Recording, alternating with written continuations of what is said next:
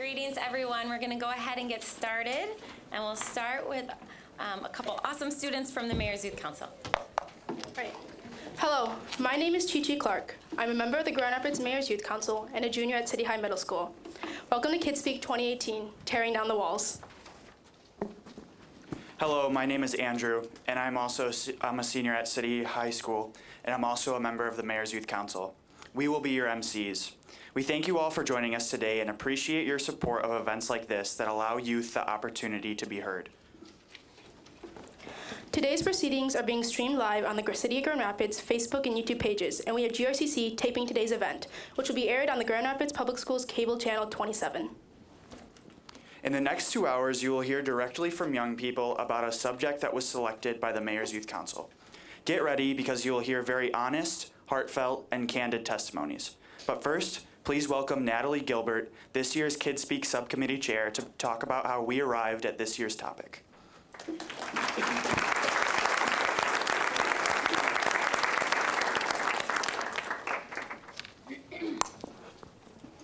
Hi. A few weeks ago, in a room very much like this one, representatives of the Mayor's Youth Council joined together, tasked with the goal of creating a topic for the 2018 Kidspeak event. The criteria was simple. Firstly, we wanted a topic that anyone, no matter what age, has experienced and could speak on. Secondly, we looked for a topic that had specific relevance to the community of Grand Rapids. And thirdly, we wanted a topic that we believe has been far too long abandoned by governments wishing to sweep it under the rug. Through a strenuous process of debating back and forth and reassessing, we came to the conclusion that immigration was the topic that we needed to discuss at Kidspeak. Immigration affects every individual even within the confines of our own city. The word immigrant has become far too synonymous with illegal. Immigrants are teachers, engineers, mothers, sons, and most importantly, people. No one should feel or be treated less than based on circumstances that they could not control. It has been estimated that 12.5 million illegal immigrants are currently living in the United States. Based on these same statistics, 49% of billion-dollar businesses in the United States were created by people who were not born in the United States, which has created more than 33,000 permanent jobs for U.S. citizens. The truth is, immigrants contribute to our city, our country, and most importantly, our life. Through this topic, our goal is simple: create a dialogue on how we can best support the immigrant population within our community of Grand Rapids and share the ways in which immigrants have impacted our life. Thank you.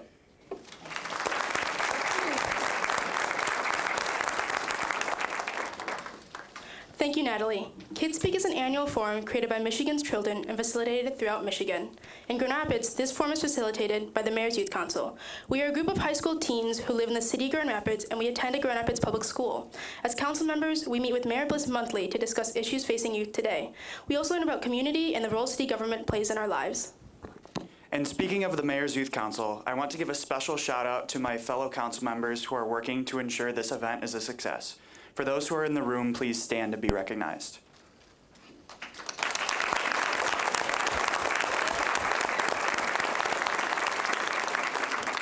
Thank you guys for your hard work. By now, everyone should have received this year's Kidspeak commemorative t-shirt. The t-shirt was designed by City High Middle student Anya Dengerink-Van Til. Please give her a round of applause as she takes the mic and tells us about the inspiration behind her design.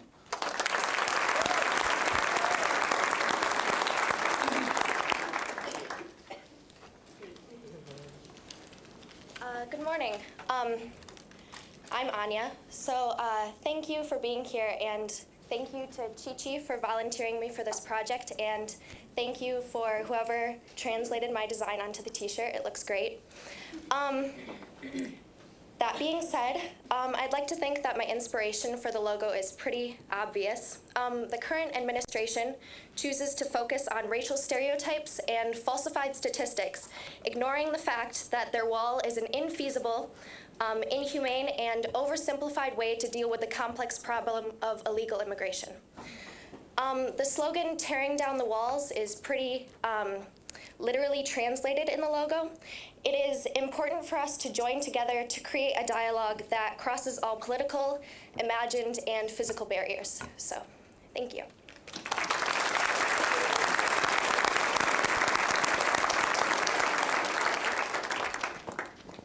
Thanks, Anya, for making this year's design. We greatly appreciate it. Now please welcome Mayor Rosalind Bliss. Mayor Bliss is serving her third year and her first term of office. Mayor Bliss has been a champion of connecting children to nature, small businesses, and advancing racial equity. Please welcome Mayor Bliss as she says some opening remarks and introduces the listening panel.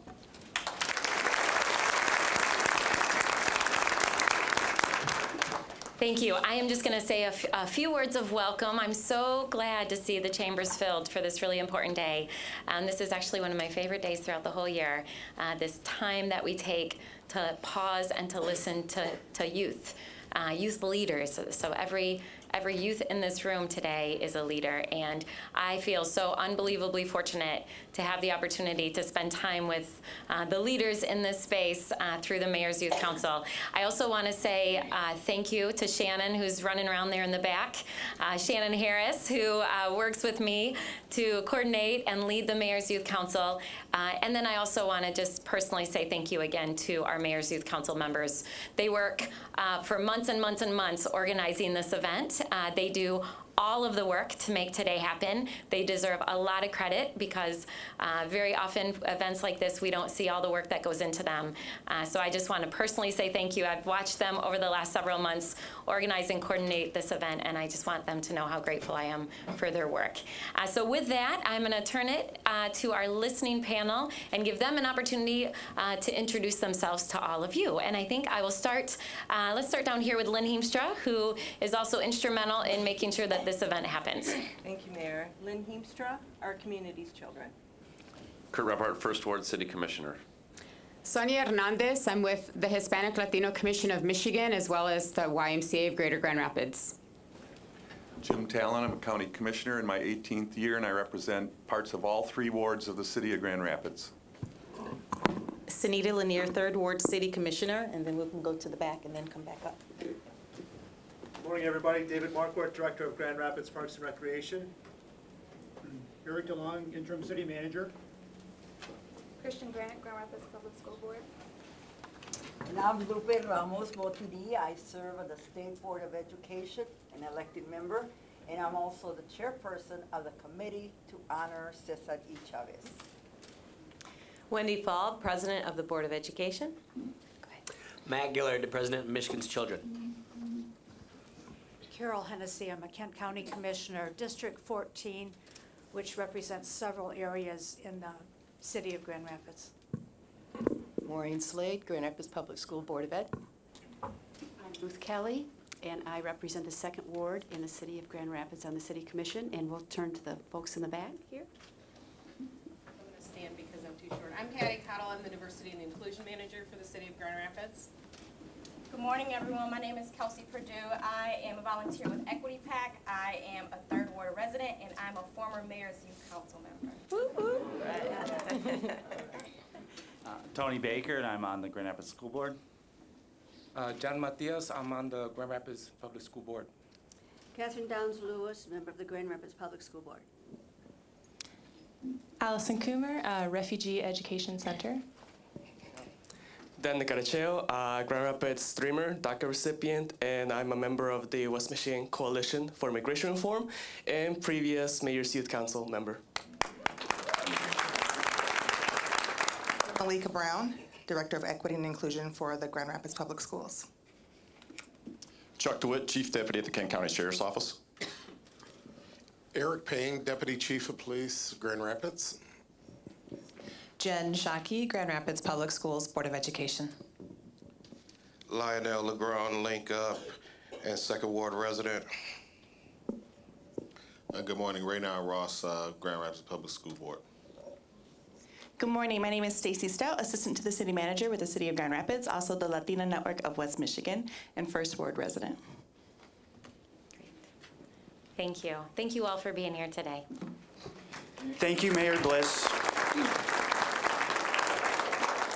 for your leadership and the time you've shared with us this year. We also want to thank the listening panelists and the students in the audience for your roles in today's forum. One of our partners for Kidspeak is Michigan's Children.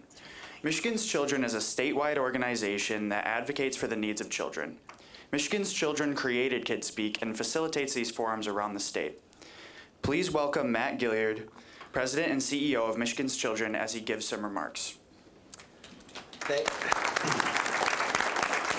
Thank you, Andrew. Thank you, Mayor Bliss and the City of Grand Rapids. And thank you to my colleagues on the listening panel. Thank you to the Mayor's Youth Council. And most importantly, thank you to the young people who will be providing testimony today.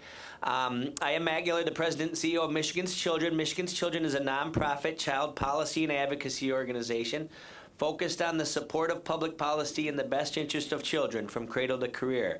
In support of that effort, of that goal, we feel it's very important for decision makers across the spectrum, across the government spectrum and across the political spectrum, to hear directly from young people about the issues that they're facing and potential solutions and ideas that they have to make their lives better and the lives of children coming behind them better. That's why we created these Kidspeak environments. This is one of my favorite ones of the year that we do every year here in Grand Rapids, and I can tell you, as president of an organization that's committed to youth voice and youth engagement in political and in governmental discussions, we are extremely thrilled by the level of youth participation and youth engagement that we're seeing here in Grand Rapids and across the state and across the country on issues that are important to kids. And we're going to continue to do all that we can to facilitate that, starting right here this morning with a great discussion we're going to have on a very important topic. So thank you.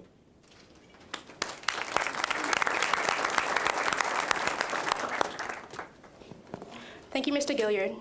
Now I would like to introduce to you Lynn Heemstra, Executive Director of Our Community's Children. Our Community's Children is a partnership between the City of Grand Rapids, the Grand Rapids Public Schools, and community partners. It is an organization that advocates for innovative initiatives and programs that better prepare young people for college, work, and life. Please welcome Lynn Heemstra. Thank you, Chi-Chi. Thank you so much. This is our 18th year of Kidspeak, and I'm so proud of the Mayor's Youth Council and what you've done to make this day a reality and for the topic that you've chosen. And it's been a wonderful partnership with Michigan's Children. We're sisters together in trying to ensure that young people have voice in what matters to them and that they are very much engaged in what's going on in the city. And that means that they have voice in the design, the redesign of parks, playgrounds, certainly what's happening in the river and in our neighborhoods. We want to make sure that young people have a say in what's going on. As well, we want to have young people actively engaged in the political issues of the day, and this is a fine example of what can be possible. Your voice does make a difference. It influences what goes on, and we'd love to see you being active in a day-to-day basis. So thank you again for all of you as panelists for taking the time to prioritize your time this morning, and for the Mayor's Youth Council, I appreciate all that you do. For the speakers here, the skills that you show today is going to take you into the future, and we thank you so much for being here, for taking the time, and for the adults in the audience who have supported our young people. We need each and every one of us coming together for our youth. Thank you.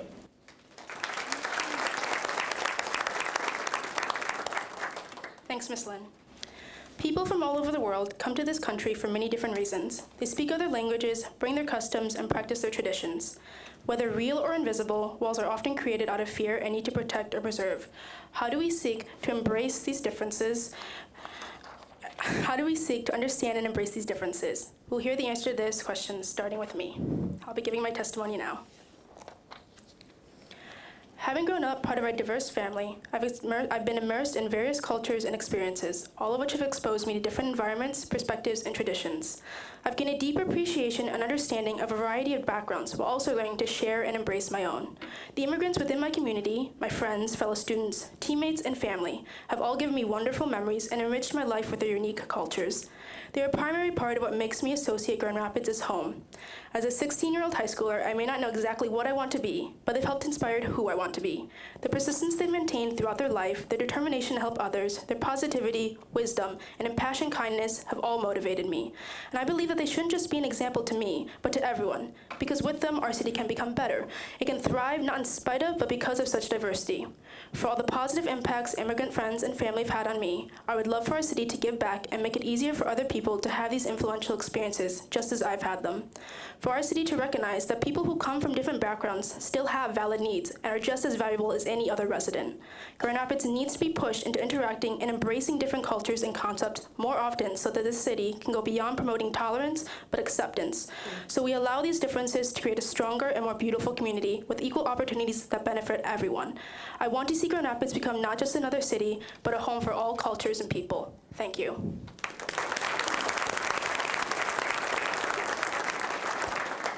Awesome job, Chi-Chi. The topic of immigration is one that affects a huge portion of people in the United States. Not only does it obviously affect the immigrants themselves, but most everyone in America is personally attached to immigration. Unfortunately, the issue of immigration has become polarized by our political system beyond belief. True, open discussions about immigration are hard to come by, and they too often lose touch with the true magnitude of immigration in America. This is especially troubling for the approximately 12.5 million undocumented immigrants currently living in the United States, approximately 800,000 of whom are DACA recipients. It seems that these millions of people living in the United States are being dehumanized through the rhetoric and hyper-politicization of the immigration discussion. This changes with Kidspeak 2018. I urge our leaders to set politics aside to come to a real solution for these millions of immigrants looking for citizenship and to set reasonable goals to tackle this issue. Thank you.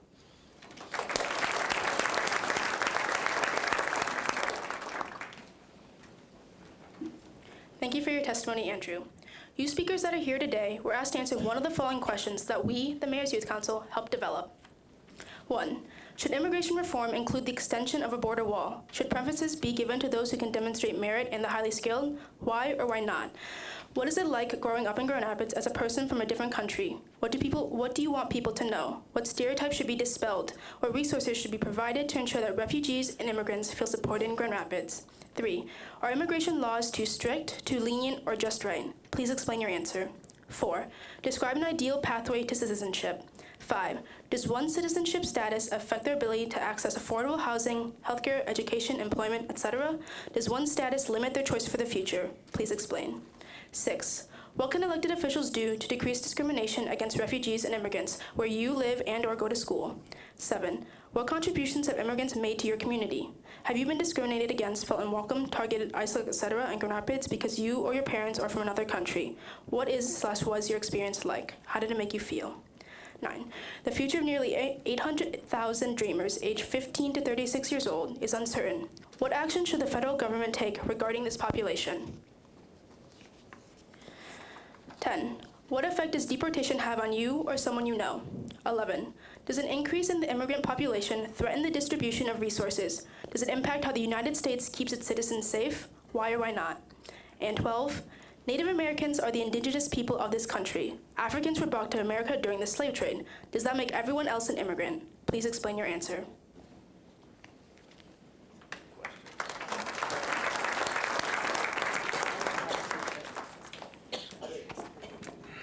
This year, we had the most speakers submit testimony in Kidspeak history. We're going to try to honor everyone's time, but we want all the speakers that are here today to get the chance to let their voice be heard. Now, what you've all been waiting for, please welcome our first speaker, Binti Abdi, 12th grader from Union High School.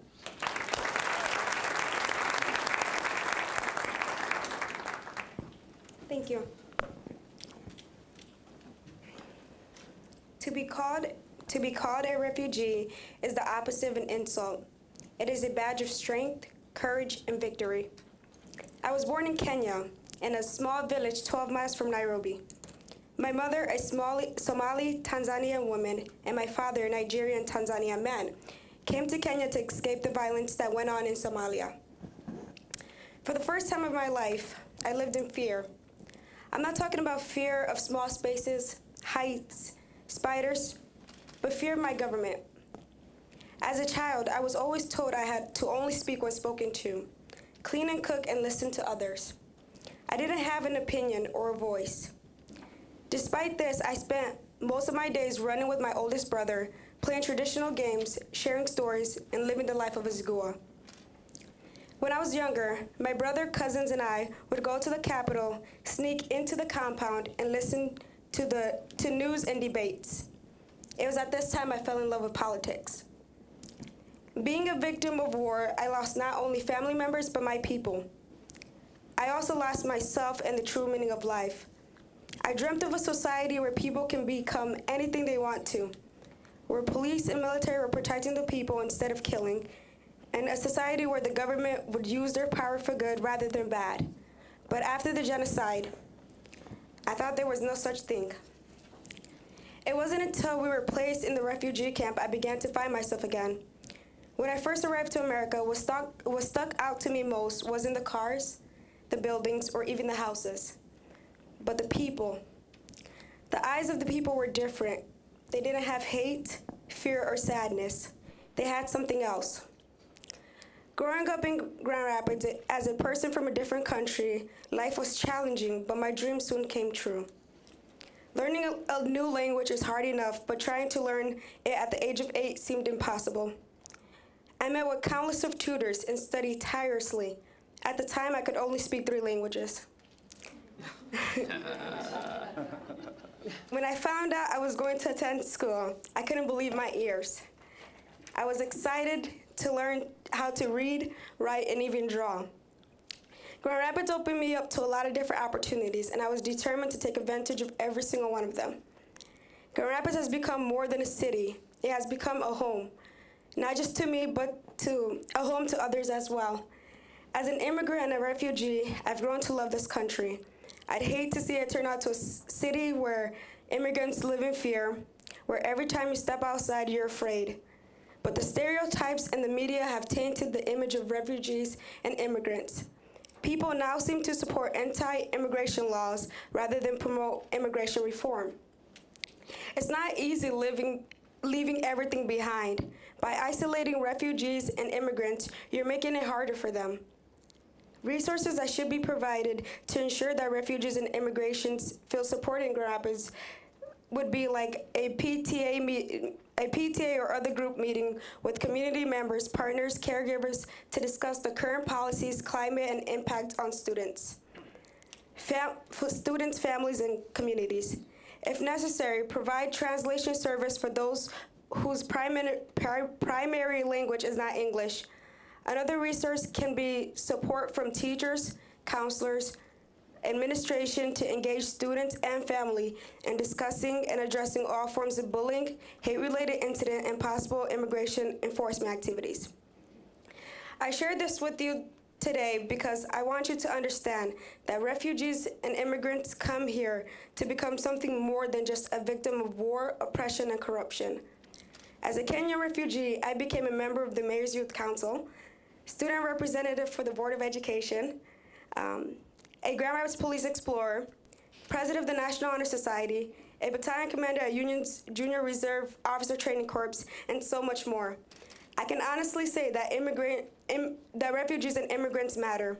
Your sadness, your stories, your hopes and dreams, everything matters. So share your stories because it can make a difference. Like an old friend of mine once said, until the lion learns to write, every story will glorify the hunter. Let's not criticize, judge, and bash them, but instead take a second and put yourself in their shoes. You have to understand, no one risks their lives and place themselves and children on a boat unless the water is safer than the land. So I ask you to just stop and listen. Don't listen to reply, but instead listen to understand. Because sometimes listening is the first step to helping someone. Let's stop the stereotypes, the hatred, the isolation, and let us tear down the walls.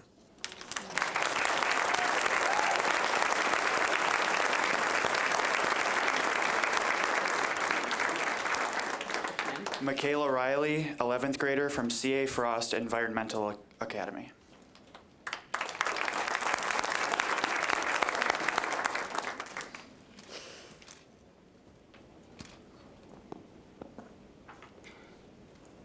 Some of the first immigrants in North America were the Pilgrims, white men and women seeking religious freedom from other power-hungry white men and women. That's ironic. They brought with them disease, weaponry, and hope for a better life. Also ironic. With that, they went on to birth what would later develop into the United States of America. With the help of the indigenous people, the Native Americans, the people who already lived there, worshipped there, and had basically established their entire lives there, the Pilgrims were able to establish their lives there as well as their diseases, weaponry, and hope. Diseases like smallpox, influenza, and measles killed over 90% of the Native American population. Let's not forget the 4,000 Cherokee people who died of disease, hypothermia, and hunger on the Trail of Tears when they were forcibly ejected from their homes by none other than the president on the $20 bill. 20 African slaves were brought from Europe to America, where they helped build the foundation of what America is today. Slaves built homes, shelters, planted and harvested crops, as well as bathed, dressed, and fed the white slave owners. America was built off the back of slaves. They were forced to immigrate with the white slave masters. They were beaten, raped, and murdered. Roughly 11 million African people died during the transatlantic slave trade. Today, we live and we walk on grounds that are not ours, that have never been ours. We scream at the top of our lungs stories of greatness so loud that the people who wish to come here can't hear of our institutionalized suffering.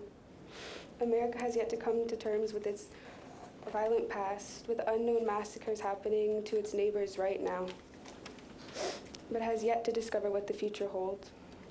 I know nothing of the outcome of the revolutions my generation has planned. I do, however, know where we've come from and that we do not plan on going back. That one day I won't fear the people who are supposed to protect me, that I won't hear on the news about people getting their skin sprayed off for demonstrating their rights. That entire religions don't get stigmatized by the actions of a few, and that dreamers of today will be able to spread their dreams to their children. That one day there will be an America where everyone's tomorrow is promised. Thank you.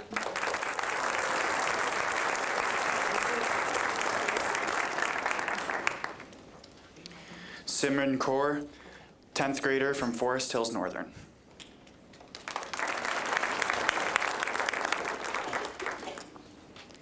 From a young age, I have seen the clear lines which separate me from non-immigrant children. When my parents arrived in America in the late 1990s, with nothing but a few Indian rupees in their pockets, they were forced to start from square one. Their college degrees from India were worth nothing in America. With 2 mouths to feed, my dad started his job search. He worked many low-wage jobs to support himself, his wife, and his baby.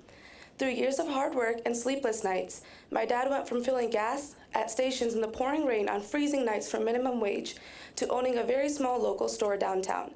It's nothing impressive on the outside, but the amount of work, sweat, pain, and tears that went into that small building makes it something greater. Some customers treat my parents, who wear turbans, have thick Indian accents, and dark brown skin, with respect and kindness. Others come into my parents' store and spew vile hate from their prejudiced mouths. Do you even speak English? Why are you ruining America by taking all of our jobs? This is not your land. Go back to your own country because no one wants you here. Hearing such things from a young age always worried and hurt me. I never had a feeling of belonging. Am I just an intruder? Do my white classmates really deserve more than me because my parents came to this country later than their parents did? And what if someone goes further and physically hurts my parents? My father actually got robbed at gunpoint recently. I'm not sure if the robber's intent was racist, and I guess I'll never know. Could this unsafe environment and situation have been avoided if my parents were born in America and their college degrees were valid to get them the jobs that they are capable of doing? Maybe. Would they still have to deal with racist comments on the daily if they were born in America and had perfectly common American accents? Maybe. Actually, why am I saying maybe? I know that even if my parents were born in America and had perfectly common American accents, they would still be dealing with racism because of the color of their skin. And how can I know this? Well, I'm a perfect example. I, an American citizen, born and raised right here in Grand Rapids, have to deal with so much racism and hate even though it's 2018. Racism does still exist. It's internalized. It's easier to turn our backs on our community members with problems that we may not be dealing with, and it's easier to only deal with the problems that are directly affecting us. Some of us have the freedom to pick and choose which problems we speak about. Some of us have the freedom to pick and choose which topics we fight for. When the topic doesn't directly affect us, it's so much easier to turn away. Not everyone has such a luxury, though. I guess I'm one of those unlucky kids, because I can't change the fact that my parents are immigrants. They are people of color. And I guess, as a nation, we can't change the internalized racism that infects the hearts and minds of so many of us. And I guess we can't change the absurd notions that people carry with them and share, calling their racist ideologies just simple political views. And I guess opinions matter more and are believed more than legitimate facts. And I guess people of color will always be seen as the intruders and the immigrants and the ones ruining America. And I guess it's easier for everyone to ignore the facts that basically every single white family has immigrated here at one point or another.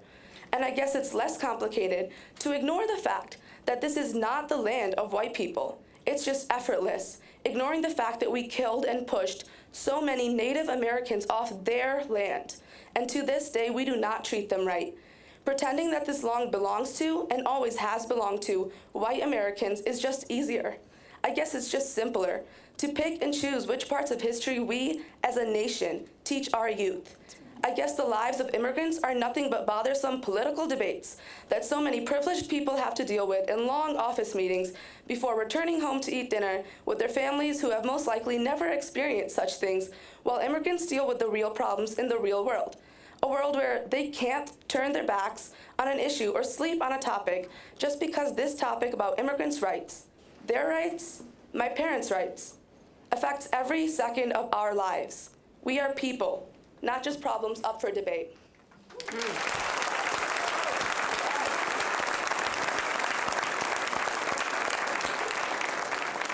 Mayana Agboy, 9th grader from University Prep Academy.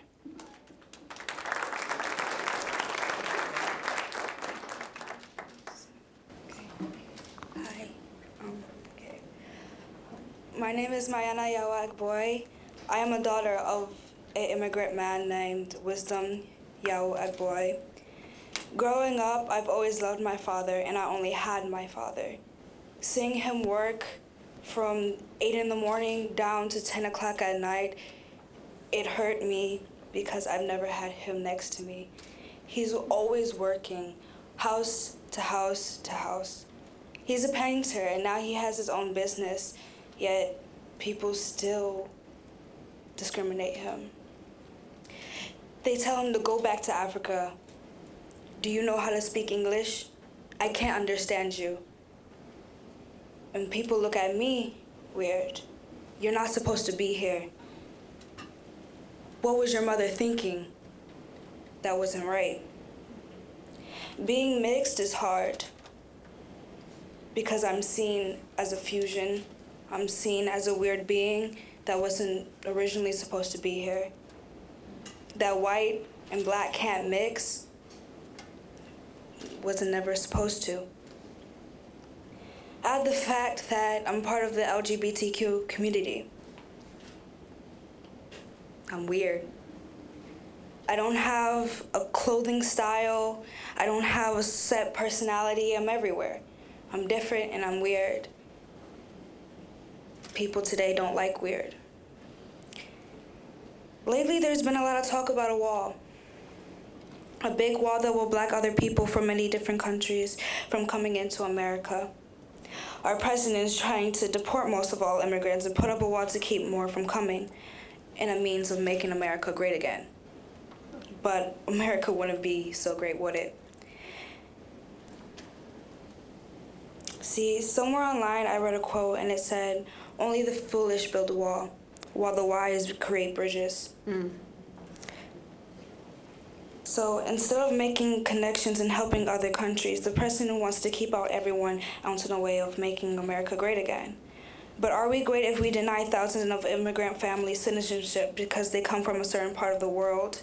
Are we great if we rather spend millions of dollars on a wall that can create medical support for the sick and homes for the homeless? Are we really great if we rather advance our military instead of our schools? Are we really great if all we care about is ourselves? I'm sorry, Mr. Trump, but building a wall won't make us great. Banning transgender people from the military won't make us great. Reaching out to other countries to share and receive information and help is great. Helping other countries in need is great. Caring for the weak American and immigrant is great. Accepting everyone as who they are, as a person, is great. Helping prevent animal abuse is great. Doing the things that will make a positive impact in everyone's life is great. And building walls won't help you achieve your goal of making America great again. If we don't do anything to help America grow in a positive way, our straits will only get worse. The number of deaths and threats will rise. More drugs will be sold. More families will be left incomplete. More people will starve, and more people will not have homes. Our education will soon only be available for the rich, and we will be left with a big wall preventing any help coming our way. Like Malcolm X once said, "I don't see an American dream. I see an American nightmare."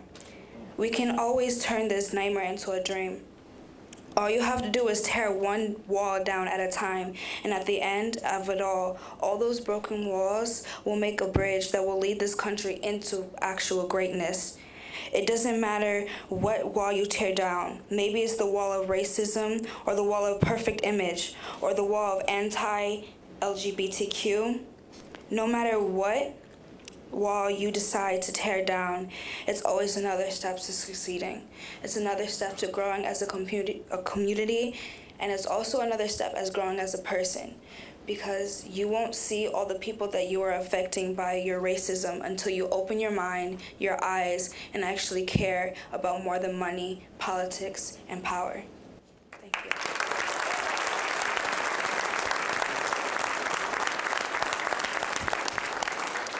Zubaida Abdallah, second grader from Excel Charter Academy.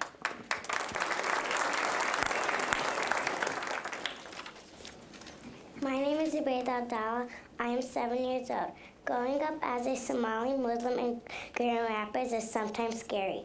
When I went to Excel Charter Academy school for the first time, I felt scared because I thought people were going to treat me differently, like leave me out and not be my friend. When I went outside to play, I thought people were not going to play with me because I have a hijab on.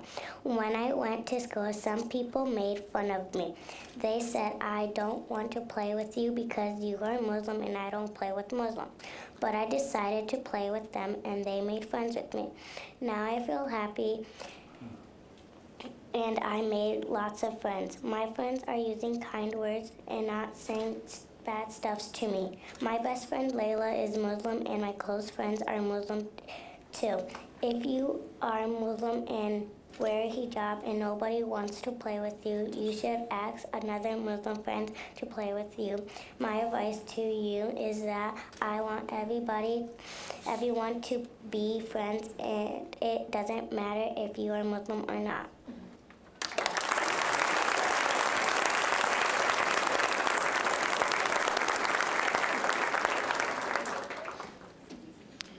Chanel Hill, ninth grader from University Prep Academy.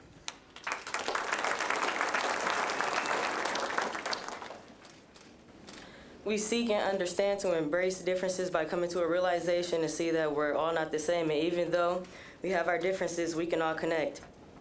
We may be different, but we can still have conversations. We may be different, but we can still laugh together. We may be different, but we can still enjoy time we spend together. Our differences is what makes us unique. I believe that immigration reform shouldn't include the extension of a border wall because some people want to come here for a better life for themselves and for their family. Building a wall stops them from having a better opportunity to be successful. Building a wall will stop them from having hope, and a wall will also keep them from their families. As people, we all want to do good, and the people who wants to come here wants the same for themselves. I think that any and everyone should be able to get the same opportunity for education and jobs here, no matter where they came from and how they live. Everyone should have a chance to be successful. The problem is not accepting differences. And as a society, we need to make changes, whether those changes may be allowing others into your life or accepting what is different to you but normal to others. Effort is better than no effort. It's on us to make our world a better place.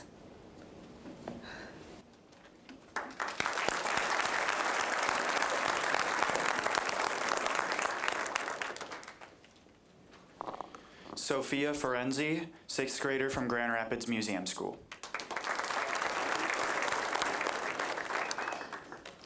Hello, my name is Sophia Ferenzi, and as he already said, I go to Grand Rapids Public Museum School.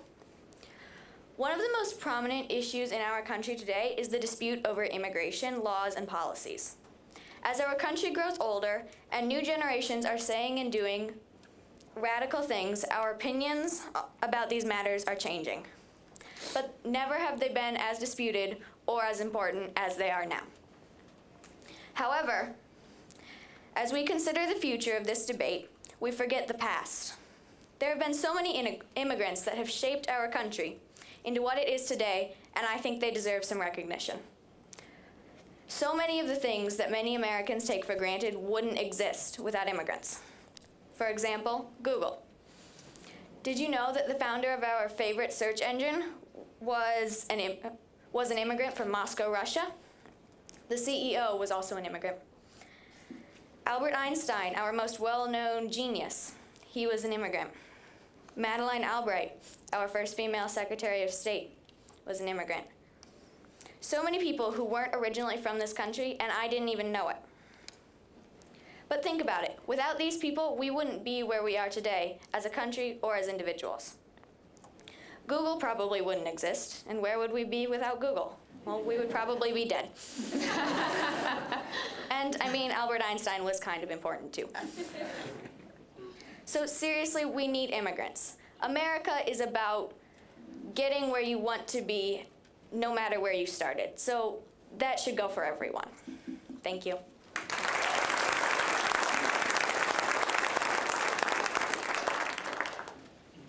Shavion Gibbs, 11th grader from C.A. Frost. It is titled, We Are All Humans. Immigrants. They're all people who come to live permanent in a foreign country. As you know, there are a lot of people in the United States that are considered immigrants. There are a lot of legal and illegal immigrants in the United States who are trying to get jobs, and it's very difficult for them. They also have a hard time accessing affordable housing, healthcare, and education. The fact that people are labeled immigrants automatically brands them and decides what their future is going to be. When people migrate from a different country to become a U.S. citizen, they are branded as terrorists, outsiders, weird, and just downright different. All they want to be is just like you and get equal opportunities in their lives. When immigrants get here, most of them come with their children. They believe that their children will receive equal opportunity in education as everyone else. That's not always the case. They are treated with disrespect and contempt. When this happens, eventually they lose their self-esteem and their morals. This starts them on a down spiral, and it causes more misery than people can see at first. When you think about it, this goes for all people, not just immigrants. We're all human, so why don't we treat each other like we are? Another problem that immigrants face is trying to find a place to live when they get to the U.S. Those who are born in the States have a hard enough time trying to find affordable housing and have money saved up from living here our whole lives. I would assume that it's even more difficult for them because they're attempting to start a new life in a new country. All they want is equal opportunity. Yes, I did use that phrase again. I only use it because it's the only correct phrase to use. When they look for houses to rent or buy, the prices suddenly seem to go up. I don't see why they need to be categorized into a certain neighborhood away from everyone else. There is something wrong with that scenario. First of all, it makes them an easy target. Second of all, it just keeps reminding everyone that they are different, but different isn't always bad. Immigrants are people from a different country trying to take over. They're not. Instead, they are people from a different country trying to start a new life. In order for them to do what they want to do, we have to give them a chance to do so. We all get sick sometimes, so why do immigrants have to be treated like their illnesses don't matter? Can anyone answer my question? It's because we're still stuck in the mindset that everyone who comes to the U.S. is not as good as us. We are still in the mindset that we're better than them just because we had the luck to be born in this country when they didn't.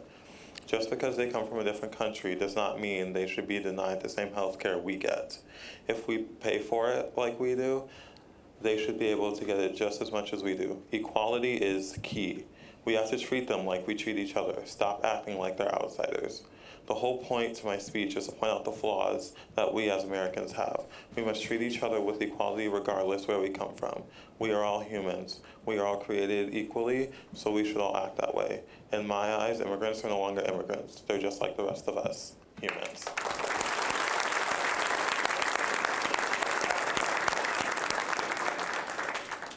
Alora Mu, 4th grader from Excel Charter Academy.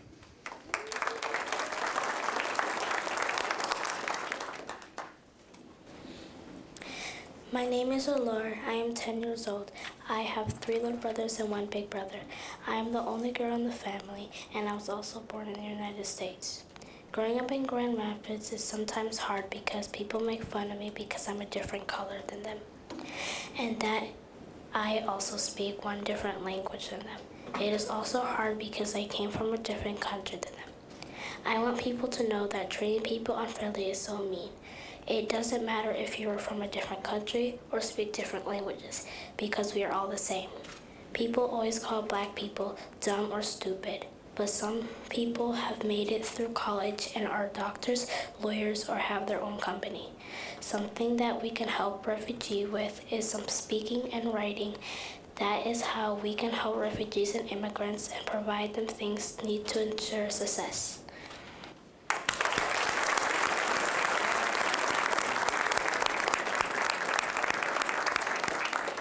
Mariah Barrera, 10th grader from City High Middle.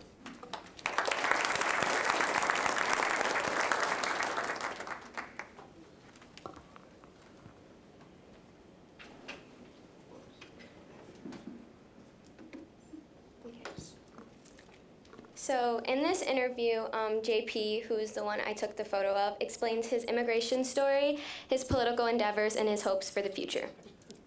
JP is from Mexico. His family relocated to the United States. They had a family in Los Angeles, which created a comfortable atmosphere for them.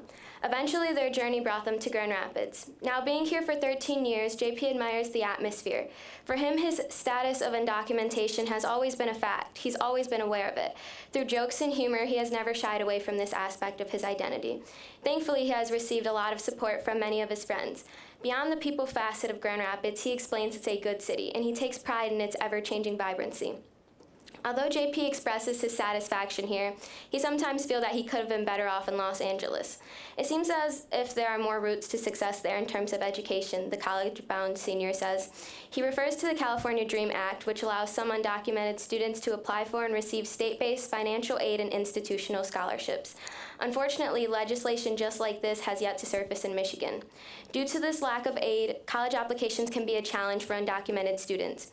This was brought to JP's attention through a conversation with his mother in 10th grade about his future.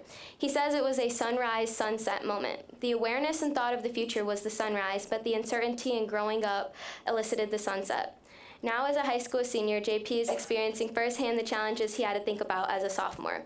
I've had to maneuver around schools to apply to other schools that give emotional and financial support to DACA and other undocumented immigrants, JP explains.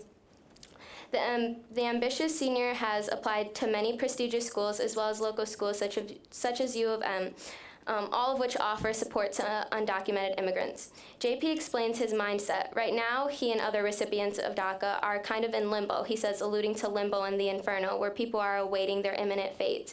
We're waiting on Congress and what they decide to do. I don't know what is going to happen, I just hope for the best. As for the future, JP wants to be politically active and advocate for DACA. Fortunately, he has gotten a head start on his political endeavors. Last summer, after losing a friend, JP found motivation to get connected into something that matters. He reached out to the Hispanic Center of West Michigan, which connected him with Michigan United, a statewide organization of community members and institutions fighting for many causes. He attended a class that taught them how to politically organize and call for action from politicians. When describing these experiences, JP highlights the importance of political advocacy, sometimes over social advocacy. Although he feels protests are great ways to launch efforts in supporting things such as DACA, there's an imbalance. A lot engage in powerful protests but are lacking in political representation, JP says. He wants to take a more proactive role in the fight for immigration, and he feels there are many other ways to get involved with efforts besides protesting. So how can you get involved? Well, JP explains that other undocumenteds can start by calling their representatives and telling their stories, which could involve stepping out of their comfort zone. There's a big issue, he exclaims. Too many people are hidden behind a shadow. In turn, he feels this will give U.S. citizens different perspectives on undocumented immigrants. He urges people to also get informed. Too often, prejudices rise to the surface and cause Americans to have skewed viewpoints on this issue. He advises that getting informed also has to do with the news outlets you get your information from. News sources should be a good balance of liberal and conservative. Looking to the future, JP has additional aspirations besides keeping an active role in his advocacy endeavors. Ever since I was younger, I've always had a fascination with space. He hopes to become an astrophysicist.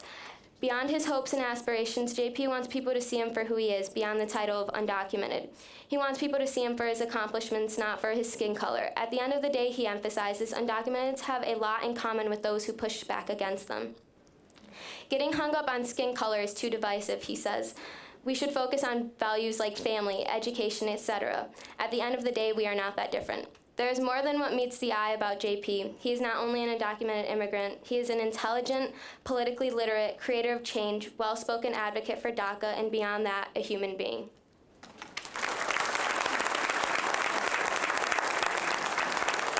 Marinaz Dadgar, 4th grader from Kenosha Elementary.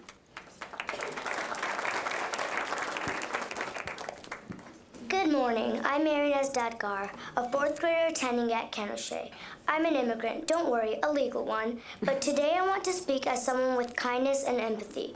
Immigration is a process that most natural-born citizens don't think about. The reason why is because they don't really have to. They're not an immigrant, so they're not aware of how it might feel to experience that sort of struggle. Immigrants have to leave their old lives behind. They must leave all that they considered their world: friends, homes, jobs, customs, and traditions. When they arrive in the United States, they must rebuild their world. Immigrants must purchase a house or begin to pay their rent. And they must also learn a new language if they do not already speak it. They must seek out a job and must adjust to the values that are practiced in the United States.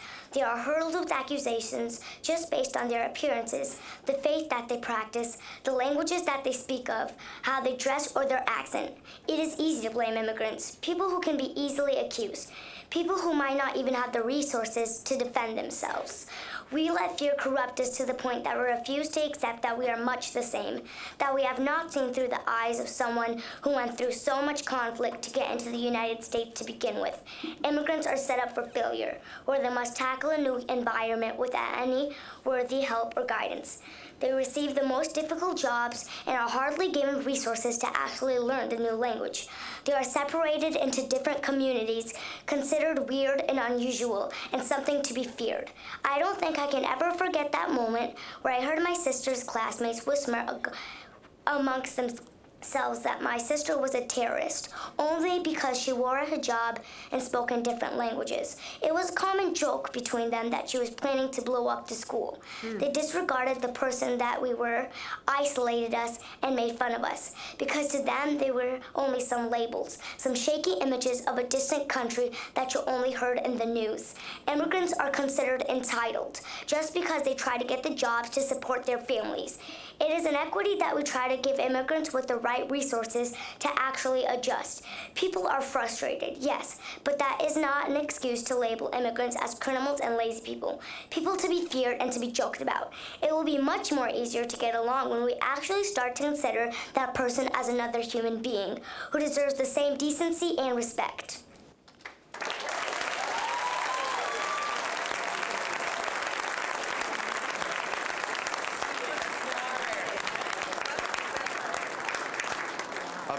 Abdallah, 4th grader from Excel Charter Academy.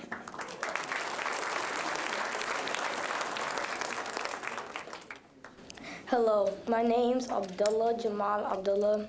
I have 2 brothers and 1 sister. I go to Excel Charter Academy. Amina J. Muhammad once said that we are all entitled to be free and equal. That's why my grandmother, grandfather, uncle, mom, and dad came to the U.S. as a refugee, not only for a better life, but a better opportunity for me and my siblings. I want people to know that the life of a refugee is not always easy. My mom said that there were many obstacles her and her family went through. From all the ones my mother told me about, I found most heartbreaking when she told me about the day the family left, where she had grown up. She told me that she cried leaving because it was a place her and her family will always love. Even though it was not much, they still found happiness in the little things they had. In life, people like to judge, and many have this image of a refugee as being poor, homeless, and uneducated. That's where many are wrong. These stereotypes are misplaced. Many refugees now have grown to be amazing people, owning big businesses and living happy, rich lives. This city and country should make refugees feel at home and make sure that they have a life plan and options. I will say that I'm honored to be a refugee and being a part of a family of refugees because I enjoy the stories my mother shares with us. I will end with this saying by Margaret Mead, always remember that you are absolutely unique just like everyone else.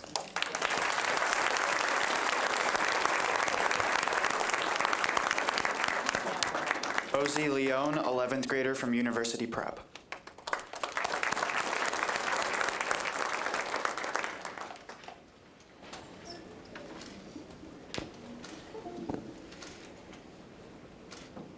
Immigrants come to the United States in search for a better life. Many immigrants think a lot about getting sent back to their countries. They stress about it more when they have children. The child and parents live with fear that one day they'll be separated. The reason why immigrants fear to go back to their countries is because they have no future. I myself have been to Mexico and can see how much a person struggles. Mexico doesn't really have job opportunities like we have here. I also seen how some of the kids don't even bother going to school. When it comes to school, many of the kids don't believe it helps because they don't see that they have a future. I would understand why an immigrant would have fear to be sent back because Mexico doesn't really have anything to offer you. Being deported affects an immigrant because they're leaving everything behind, like their family, their job, their education.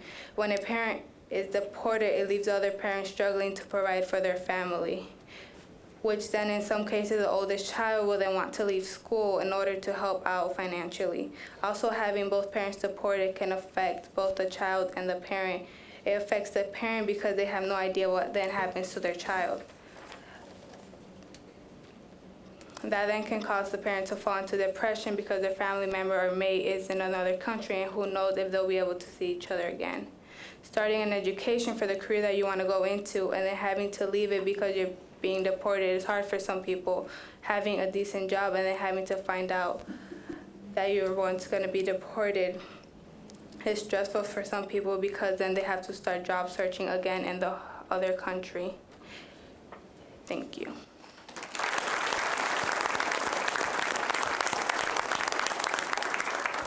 Sophia Almonte, 8th grader from Grand Rapids Museum School.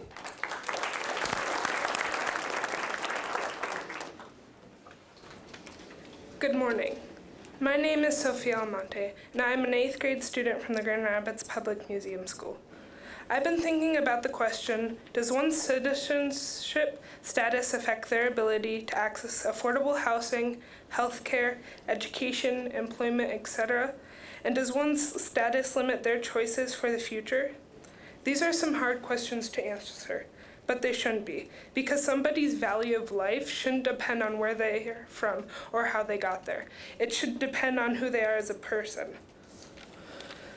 I used to think that everyone was treated equally until I switched schools, but that was the case, because no matter where you go, you always experience discrimination or inequality.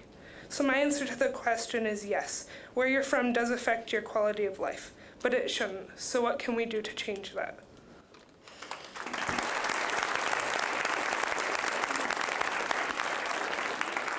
Amalia Barrera, 11th grader from University Prep.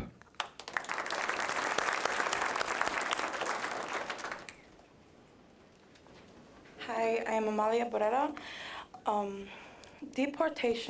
Deportation has and already had affected many people of this country. It has always affected me and my family. I come from all over this world. My mom is mixed and my dad is Hispanic. This is a huge impact on me every day, and I think about it every day. When it will it happen to us? Seeing people from stores, from their homes, taken from their children, from their whole family, just because they weren't born here. But aren't we supposed to be the land of the free? The land of opportunities. In other countries like Mexico, Argentina, and many other countries, we have low opportunities, so we seek a place which is known for these things. And what? We can't get in? Deportation is a worst case scenario for someone like me. Losing my father would be the most heartbreaking. Honestly, I really wouldn't know what to do. But one day, maybe even 2 to 3 years ago, my dad decided to go see his family in Mexico. And when he came back in the airport, they took one good look at him and seen tattoos and jewelry and decided, I'm sorry.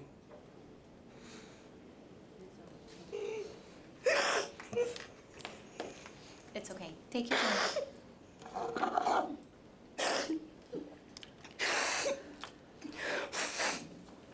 I decided to take one good look at him.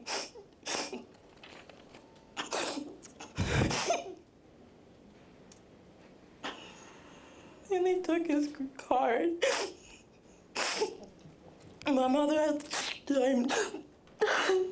Sorry.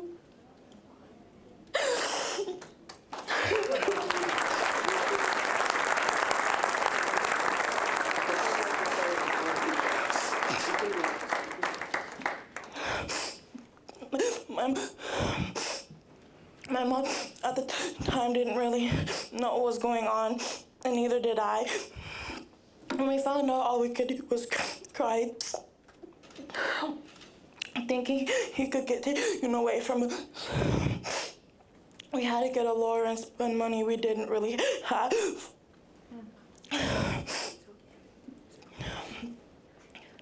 Luckily, he got it back, but not everybody is so lucky. But knowing even if you have these things, they can still get taken away and put into process of deportation. It is a huge scare for me. We'll always continue wondering if it's gonna happen to me again. This thing can happen to your family too. I wanna be here. I wanna be here. I want my dad to be here with me and the rest of my family. Just take a deep breath. Just take a deep breath. I want things to change where no one, and I mean not a single person, has to worry about a family member getting taken away. Everybody should be able to live here no matter who they are or where they come from.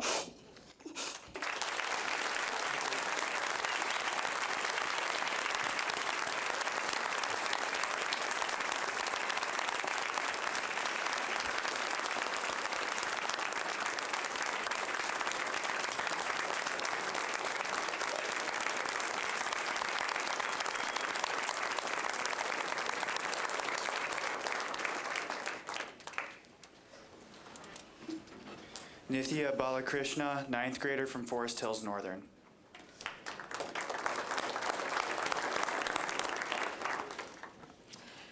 Immigration is a very personal topic for me, as my parents are both immigrants from India. They came here in the 90s to seek jobs and education for my sister and I. My dad came here on an H-1B visa for work, and my mom came on an H-4 visa. They have sacrificed a lot to come to America and provide opportunities to my sister and I that they never had. In fact, my mother was the first one in her family to go to and complete college. She took 2 years of college in India and completed her degree at Grand Valley State, while still taking care of her infant and toddler daughters. My dad is a physical therapist who, as I've said, came here on an H-1B visa and went to a small town in the Upper Peninsula called St. Ignace. It was difficult for them to travel to a new country and not know the customs and the culture and had to leave their entire family behind. St. Ignace at that time was basically an all-white community. And my parents were most likely the first foreigners to live there. So it was difficult for them to adjust to the new town.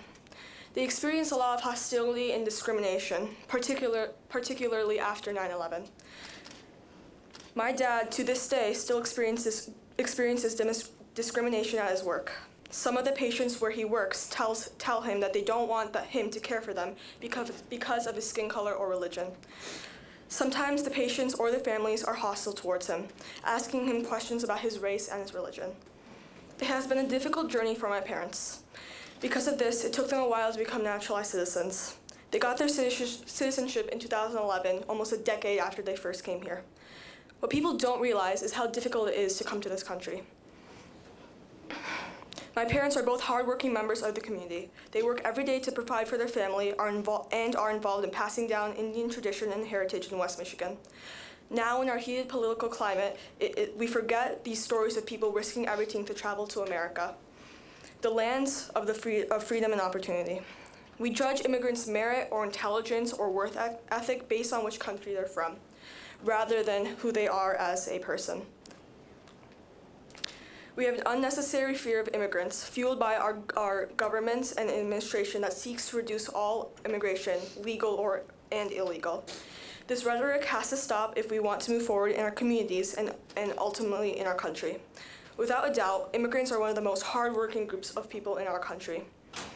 They work tirelessly to make this country better and more progressive and to ensure everybody gets a voice in our democracy. They are our doctors and nurses, our scientists and engineers, our politicians and government workers, our teachers and educators, and our leaders. And to me, most importantly, they are my parents. Thank you.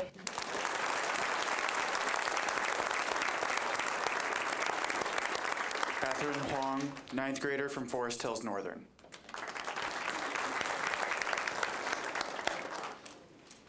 All right, good morning. Thank you everyone for being here. My name is Catherine Huang, and like he said, I am from Forest Hills Northern High School.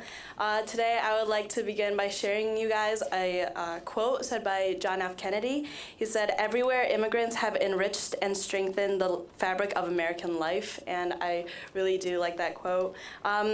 My mother has persevered through the struggles she faced when immigrating here to the United States, and today I would love to share her experience. In the late 1990s, Korea experienced a major financial crisis called the IMF crisis. This was just around the time when my parents had gotten married.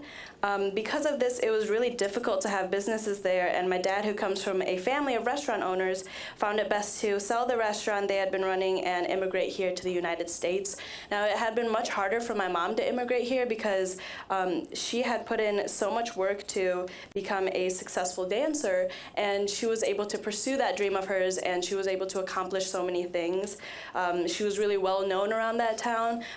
She had appeared on television. She was rewarded by her city mayor in Korea, and it was just really difficult for her because immigrating here to the United States meant that she had to leave all her hard work behind, and most importantly, she had to leave her loved ones behind because the rest of her family had been decided to stay in Korea. So it was just my mom and my dad that immigrated here. And again, it was really difficult because, I quote from her, "Coming here to the United States was a very tough time for our family because we had to start a completely new life with a new language, a new culture, and new people all around. I had no one on my side of the family here with me, so it was very challenging to leave my loved ones behind." And that just kind of shows how much people are willing to give up just to start a new life. And my parents, they legally immigrated here to the U.S., so the next step for them was to get their green card, and my brother, Yoon-jae, was nearing the age of which he had to attend preschool, so my mom knew that they had to get this done quick for him to start a new American life at a public school.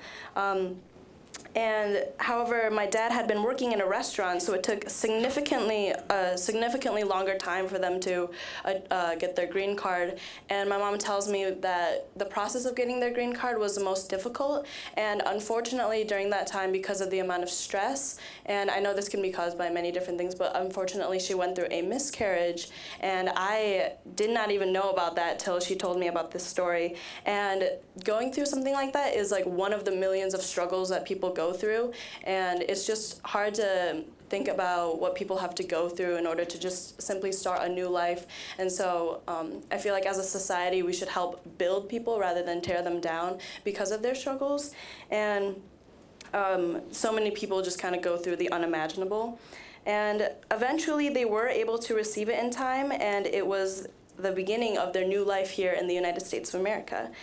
Several years later, my mom took the test to receive her citizenship here, and that had been long after she received her green card. And this step was extremely important for our family because my brother had been born in South Korea. There's a rule that when a man turns 18, he is forced to join the army.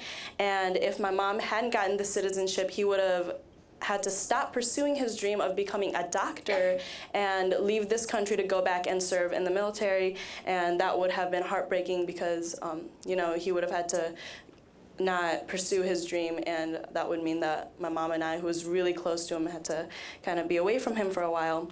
But fortunately, she was able to receive her citizenship, but I know that is something that a lot of people don't have the opportunity to have, to get.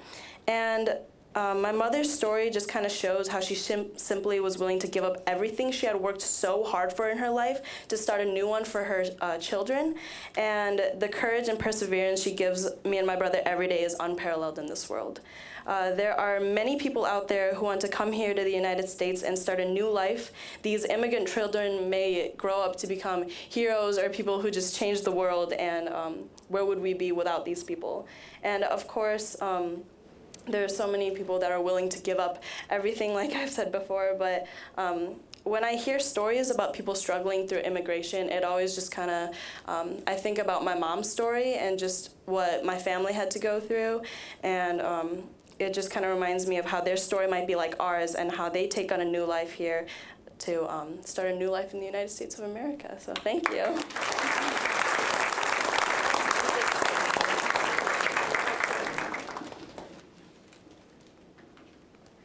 Nasir Abdallah in 3rd grade from Excel Charter Academy.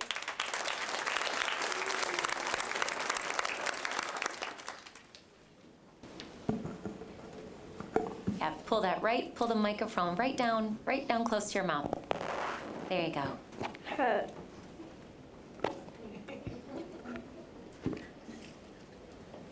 Hello, my name is Nasir. I am 9 years old. I go to Excel Charter Academy and my family from Somalia. I speak English and Somali at home. I have an older brother named Abdallah and a younger sister named Zabeda and a younger brother named Amir. And my mom and dad came to Grand Rapids before I was born.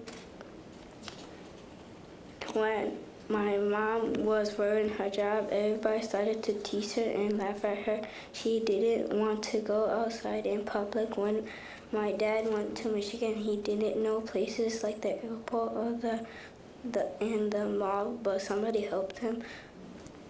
When my grandma was going outside to go places, everybody started to tease her and her and my mom. They cried because they couldn't go anywhere and had to stay home. Over the years, when people stopped bullying my mom, she felt more comfortable here. She started to live well here. Growing up in Grand Rapids as a person from a different country is hard. It's hard because I am learning 2 languages and people are new to me.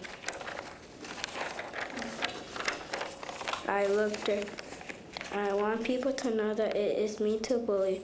I want them to include me so I can be their friend. The resources that should be provided are people to show us around when we get here, USA, such as a referee community where the volunteers are helping us with our homework and playing games, and to be our friends. With their help, I can learn and grow. Grand Rapids will be a better place. Please don't bully. Please don't judge people how they look. You got this. Believe in yourself. Show grit. The end.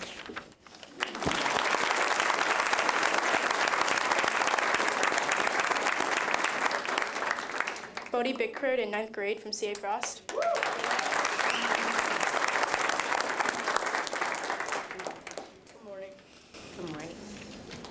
This is called the real wall to opportunity for immigrants. Ever since the first explorers sailed to the New World, people have been coming to America in search for opportunity. They come because they want access to land and jobs. They come because they wanted a chance to have a better life for themselves and for their families. Over 500 years, immigrants have come to this country for the American dream. But so much about whether an immigrant will have a real access or opportunity depends on whether they are here legally or whether they are here undocumented. Some immigrants in the United States are lucky enough to come in a legal way. They go through one of the paths to legal immigration, and they get a green card or a student visa or some other paperwork that says they can be here legally. This doesn't mean that life will be easy, because people will still discriminate, but there are civil rights that people can use to help them get access to the things they need to be successful in the United States, like jobs and affordable housing. Unfortunately, these legal ways are really limited, and there are many more ways people who want to come to the United States, many more people who want to come to the United States and who are in need of jobs than can get the legal paperwork. This leads people to come in other ways that make them undocumented. This means that they are here without legal documentation they need. This is called undocumented.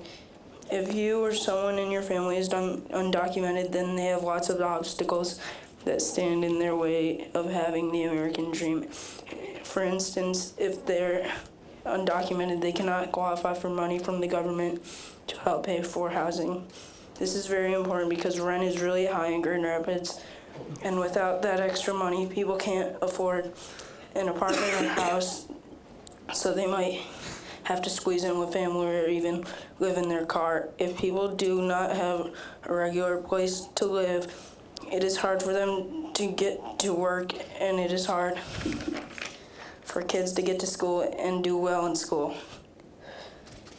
It is very hard to even find a job if you are undocumented because employers are supposed to make sure that you have your legal documents before they hire you. Undocumented people sometimes end up working for bad people who take advantage of them by not paying them fairly, or they have to work where it is unsafe and they cannot complain because they are afraid they will get deported. Undocumented kids can still go to school, but when it comes time for college, they cannot get a scholarship, and it is hard to get access to health care because they cannot get insurance. A small percent of undocumented people who come here are kids and can take advantage of the Dreamers program, which helps with some of these obstacles, but now Donald Trump is threatening to even take that away. I don't understand why. Citizenship status is a huge impact on whether someone can find opportunity. When an immigrant gets to the United States, no matter if you are undocumented or documented, you will face discrimination and have to work really hard. You will have to sacrifice and miss your homeland. If you are here undocumented, through it will be almost impossible to get access to things you need, like safe and affordable place to live, healthcare, education, and a good job. We have always been a country where immigrants have come. Lots of jobs needed immigrants to do them because there are not enough American citizens to do them, like working in the farm or fields, or even some IT jobs. We need to find a way to make sure that people who are here already can be successful. Senators and representatives also have to do immigration reform so that a responsible number of immigrants can come here legally. Thanks.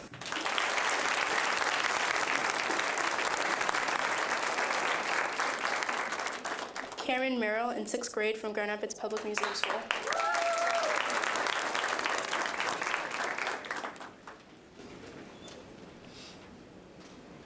Hi, my name is Cameron Merrill.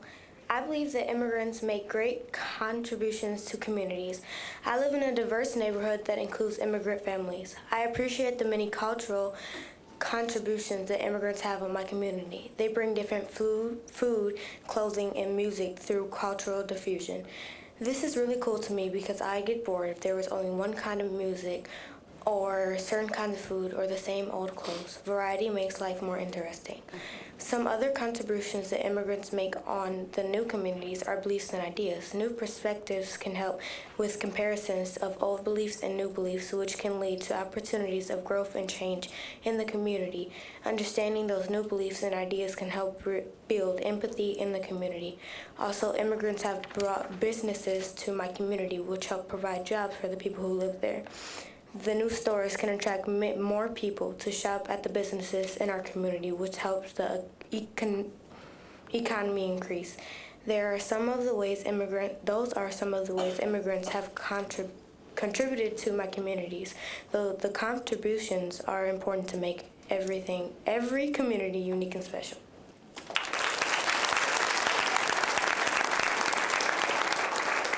We'd just like to make an announcement of the speakers.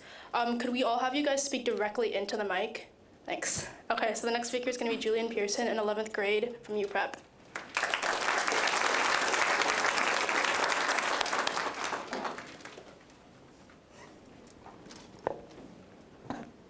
Good morning. People from all over the world come to America in the hope of equality.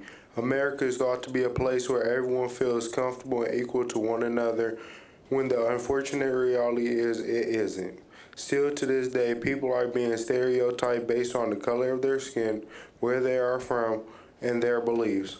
These stereotypes are building higher and higher walls between races, ethnicities, and religions. These walls are causing groups of people to not embrace their differences, and if we can come together as a whole, we can tear down these walls between us. In society, people look at your race, your color, or ethnicity. This is not fair because people should be looked at for who they are instead of what they look like. People should be able to be themselves and not be judged.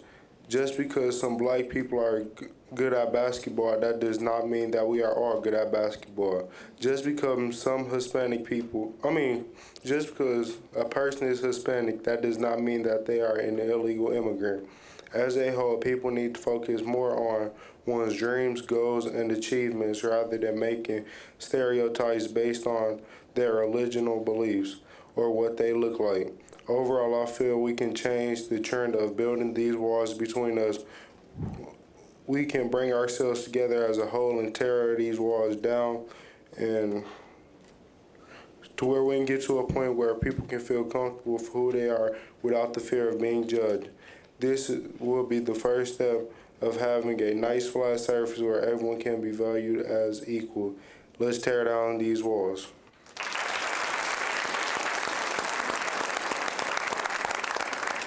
Cindy Mazadiergos from CA Frost in 9th grade.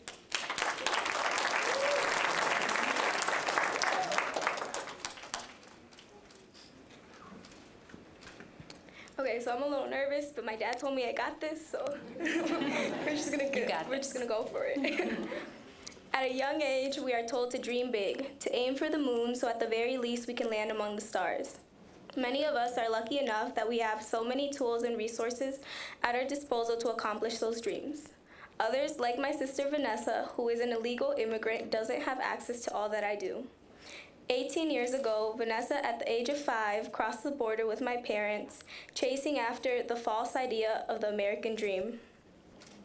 Life in America has not always been easy and welcoming for my parents and sister. They have had to work relentlessly and hard for the life they have made here.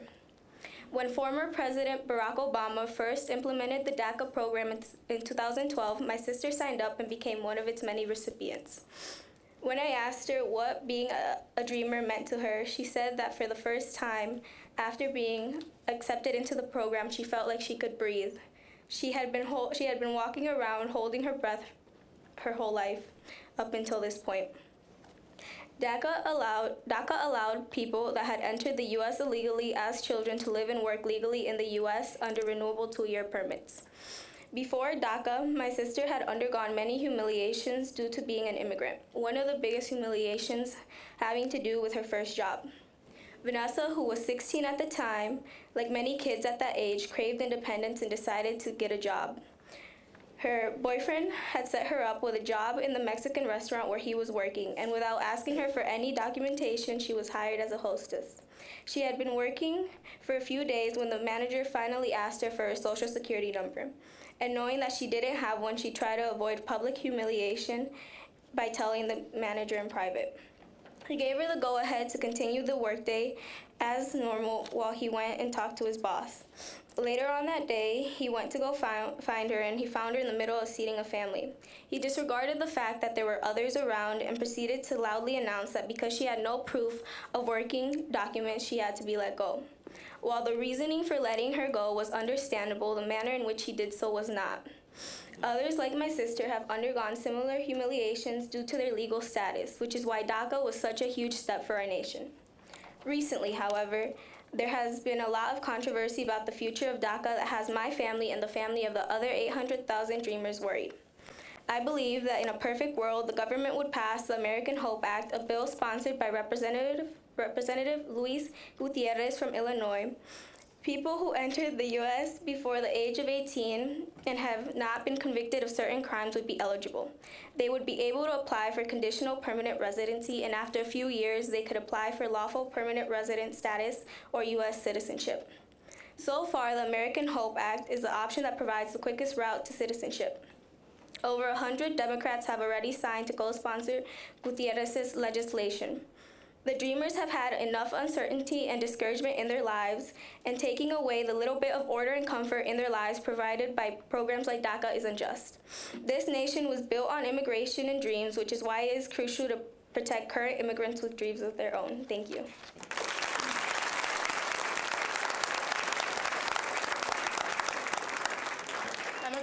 Emma Gaverluke, in 9th grade from City High Middle.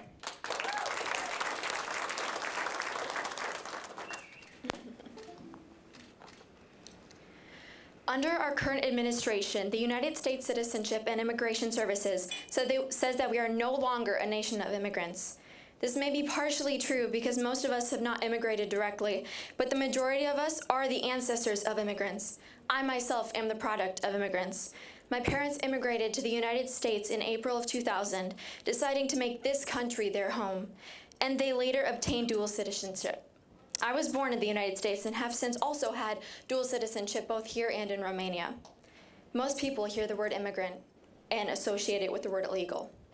This is an unfortunate connotation that doesn't take into account the millions of immigrants who are here in the United States with permission, and also grants us the assumption that immigrants come here willingly.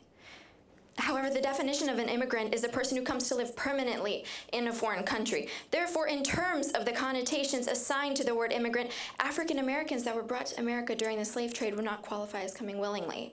During the time of the slave trade, roughly 12 million Africans were brought against their will to perform backbreaking labor in terrible conditions. Slavery is and always has been barbaric, and those who believe that they can control what another group of people does, or whether or not they can be bought or sold, are acting on an entirely inhumane level.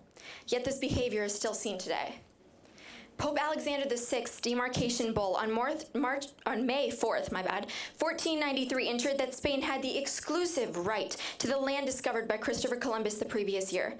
It established a demarcation line and assigned Spain the right to acquire territorial possessions. Yet just because explorers and conquistadors came and took the land did not mean it was theirs for the taking.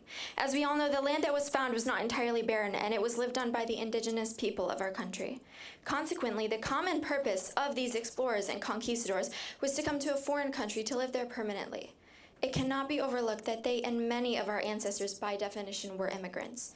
Many years have since passed, which makes it much harder to give back the land that was taken, but I believe that reparations must be made. We tell ourselves that we're a country that values diversity and values helping others. We're a nation of immigrants, altogether a portion of a global society. We therefore must recognize the importance in the defining of an immigration policy. We have long boasted that our country values the exchange of ideas and knowledge, and there are critical stories in the even larger story of immigration that are often never told. Immigration should have never been portrayed as an us and them issue, but rather a humanitarian issue. Thank you.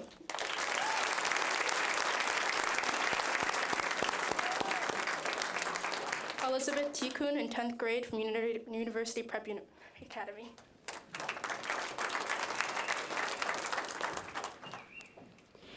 To break the walls for many people is by getting to know one that has their walls up. There are the walls of sexual orientation, immigration, and discrimination. The walls that are up are placed by people that aren't as open as how you'd expect them to be. There are two sides to each story, and even if you can't hear everyone's story, the ones you can hear are meaningful and are eye-openers to many. For my family and many others, immigration has taken effect in the community. The contributions that immigrants bring are being able to work night and day, for example, to grow, pick, and package the vegetables and fruits that you eat on your dinner table. The dedication that many immigrants put into their work and their family really shows you that they moved to this country for a reason. I am here to speak to represent my dad and many others that have to work 2 or more jobs to be able to feed their children and to buy them what they need. I am here to speak to represent those that have language barriers and aren't able to understand what others are saying, so it's harder for them to have opportunities in some places. Many assume that all immigrants are drug dealers, rapists, and other bad things. But if you really take the time to speak with someone who came here, maybe you'll learn the struggle that they face to provide and to better themselves from other opportunities that are given. Even if I am half Hispanic and half white, I have witnessed the separation between families, language barriers, and discrimination. All of these things President Trump says about immigrants aren't true. Not all immigrants commit crime. As for immigration laws, when trying to remove all immigrants, it's forcing them back to the conditions that made them want to move here in the first place. If you're able to take the time to send emails, text messages, calls, and other stuff, then you should be able to take the time and talk to someone who is an immigrant and listen to their story. Have an open mind and realize why they came here. By breaking the barriers, you're being able to see someone else's situation and see what they've gone through. Break your barriers with people who are different from you and learn a thing or two about someone. Fully grasp the information and why many of us want to break walls so immigration can be a topic that we can talk about. Thank you.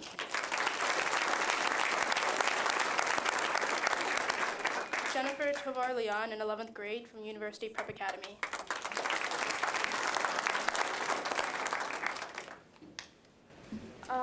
There are many reasons as to why people from different countries come to the United States. Better education, a better life, and to get out of poverty. Those are the reasons why my family immigrated to the United States. Education was and still isn't an easy thing to obtain. My dad didn't finish 5th grade because his parents couldn't pay for it. So he started to work.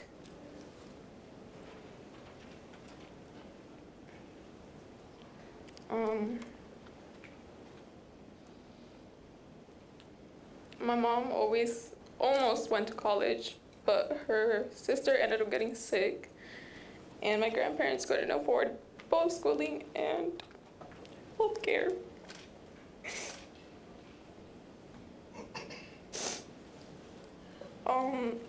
When they had me, they decided to come over here so they can give me a better life and a better education. Now that's what motivates me to keep going on. Sorry. It's okay. Doing good.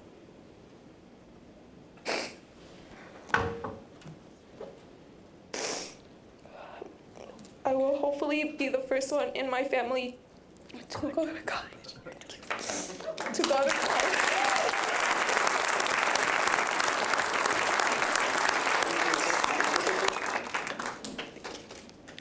Hopefully I'll be the first one to go to college and actually finish it. Thank you. It's not fair to deport nearly 800,000 dreamers just because they want a better education. They want to have an opportunity and to be someone in life and make their parents proud.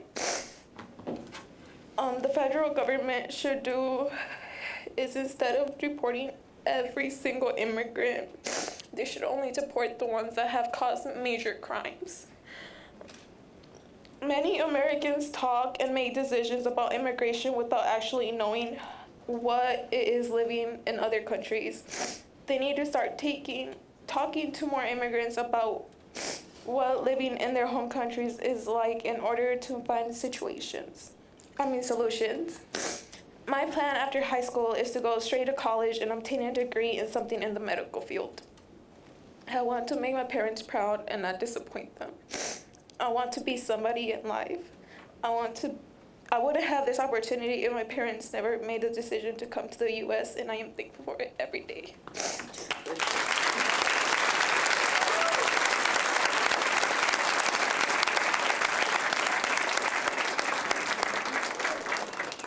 Manuel Galindo Peralta in 9th grade from CA Frost.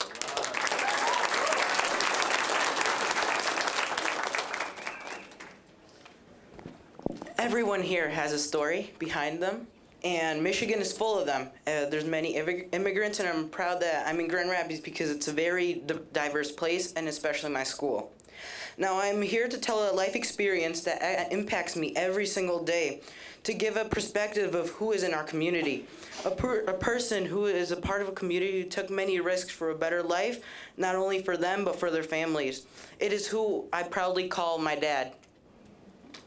My dad is from a really poor town in Veracruz, Mexico. He grew up with 4 brothers and 5 sisters in a very small house and a small plot of land. That is all that they had to support themselves with. A small land of coffee bean plants and a very poor house. They were so poor that when it would rain, they would all have to go under the table because the water would come in through their house.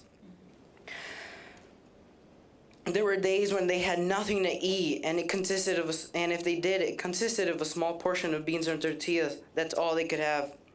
My dad and his brothers and sisters had days where they would go to schools for 4 hours, and the rest of the days they had to help my grandfather to earn at least a bit of money to buy what they needed. My dad never completed middle school. If any of them got sick, they would have to use natural remedies because the closest clinic was 2 hours away and the nearest hospital was 1 day away by walking. Cars were not an option because no one could afford one, and taxis were very expensive. When my father came to the United States, his initial plan was to come to the United States for 3 years and then return. He first arrived in Chicago because he had heard there were a lot of jobs and places to work there. He wanted to work really hard, and every penny he earned, he sent it back to Mexico to help his parents. After 1 year in Chicago, he had heard there were better pay in Grand Rapids, so he came here. After 2 years, he had met my mother and stayed in Grand Rapids for another 17 years. He is the youngest boy in the family and the first one to come to America, the land of opportunities. His only goal coming here was for his parents, to give him what they could not give him, a happy life free of worries. Not to be scared. He doesn't want to be scared going to work and frightened by the fact that one day my brother and I might never get to see him come home again. I will never forget when I went to Mexico and my grandmother showed me a 2 by 1 inch little picture of my dad and started crying on the spot, tears of sorrow for all the risks he has done for them. She misses him every single day when I call her.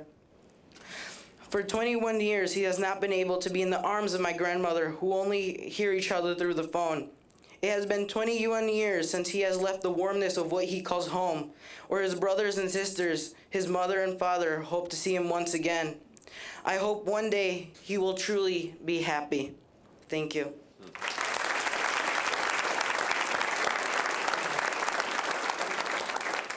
Haley Frankaitis in 9th grade from C.I. Frost.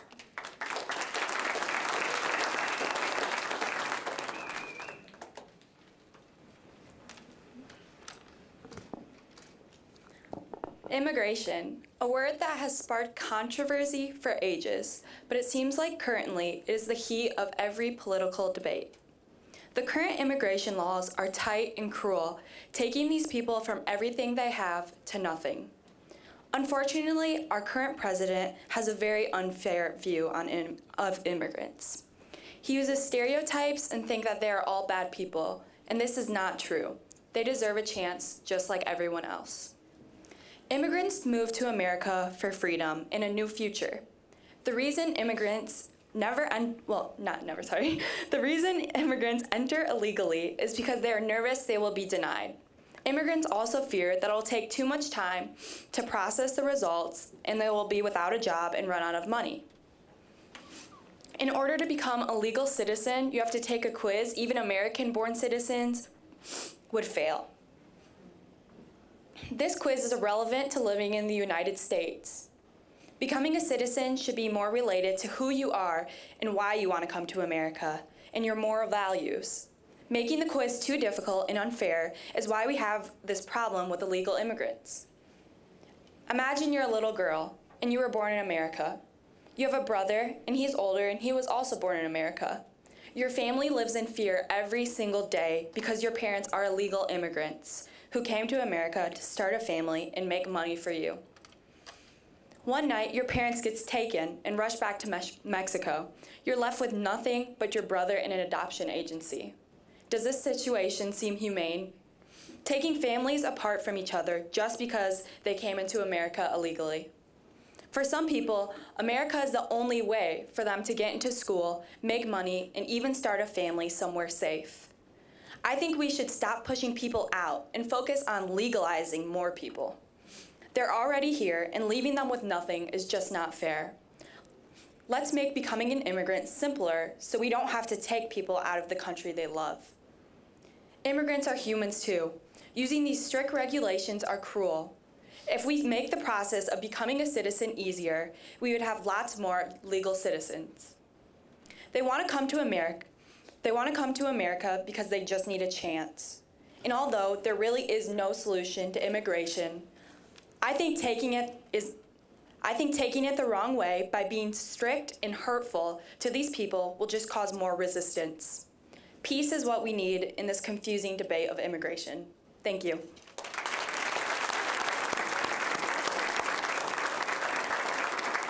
Erica Starks in 6th grade from Museum School.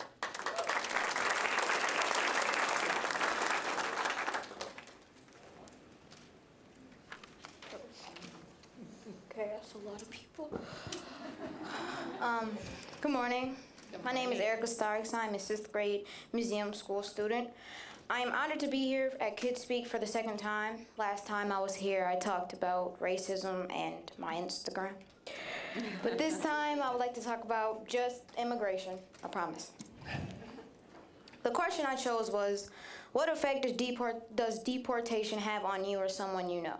I picked that question because I have 3 friends that I immediately thought of once I read that question. My first friend name is Kevin. Kevin is the most funniest boy I have ever met. I used to sit by Kevin in both classes. Kevin is good at soccer, art, and he loves anime.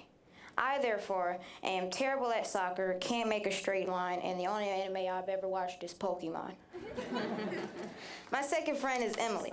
Emily is so smart and generous. You could say, I'm confused on this question, and she would tell you book, chapter, and verse. My last friend is Dolores. Although we all have learned Dolores means pains in Spanish, she is still our somewhat delightful little flower. Her brother has Down syndrome. You can already tell she shows good care to her brother. If any of them got deported and I didn't try to stop it, I wouldn't be able to live with myself. Now, I'm not going to say their race. And don't think about it. Just accept that they're here. But if any of them got deported and I didn't try to do anything to stop it, I couldn't live with myself. Now, even though we have crimes who have been made from people who have immigrated, have you thought about how many crimes are made by us? I mean, we're not the best people.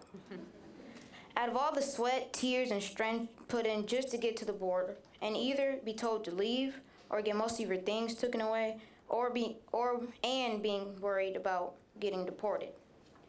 That is the touch on my soul deportation has on me and when it comes to some people I know. Thanks.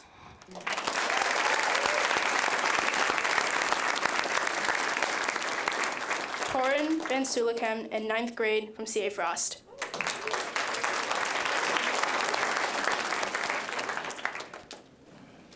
Morning. I chose the question, does an increase in the immigrant population threaten the distribution of resources, and does it impact how the United States can keep its citizens safe? First off, an increase in the immigration wouldn't threaten how we would distribute our resources. In fact, it would somewhat help it because of farming.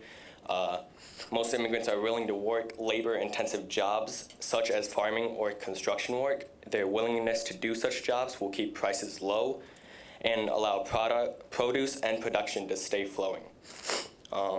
With the right laws and vetting in place, the United States can keep their citizens safe while also allowing immigrants from war-torn countries to find peace here in America.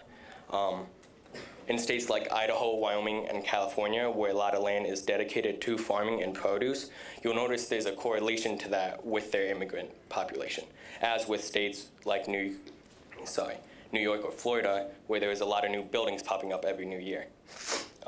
The reason for that is that labor-intensive jobs such as farming in the dry West Coast heat or stacking beams applying sides in the East Coast weather, immigrants are more likely and willing to fill those job positions. Immigrants with a questionable legal status are also more willing to work for less money meaning farms and construction companies can pay less to their workers, thus use that money for more resources on it. With more immigrants ready and willing to work those jobs, the farms can keep up with the citizens' demand for those food/resources. Also, immigrants wouldn't threaten the safety of the citizens in the United States because they are mostly coming here for refuge. Already, the United States has a process to make sure that immigrants coming here aren't dangerous. Most immigrants coming to the U.S. have dreamed of being here for years and have no intention of threatening us.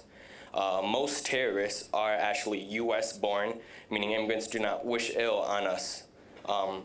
Having immigrants in the U.S. allows for revenue to be generated and buildings to be built cheaply and carefully. They're not a threat to the country or citizens in any way. Thank you.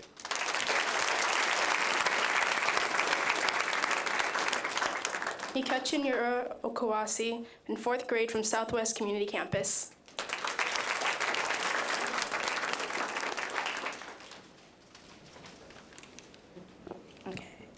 Hi, my name is Nkasinyeta Okawasi, and I am 9 years old. But there are some other numbers that are even more important for you to know. 7. 7 years I've been without my dad. 3. I was 3 years old when he got deported. 13. I'll be 13 years old when he can try to come back.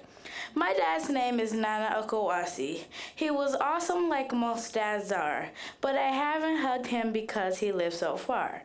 How it affected me was I was sad a lot, and sometimes I still am. I'm never going to daddy-daughter dance, obviously, and it still hurts to see friends with their dad.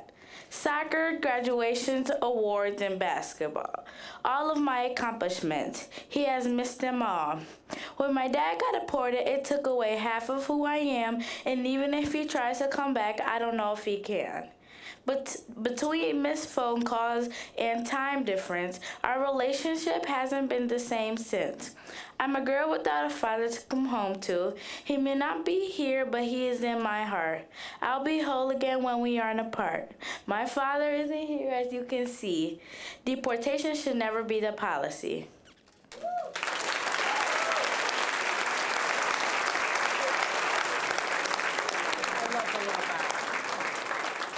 Preston Summers, 10th grade, C.A. Frost.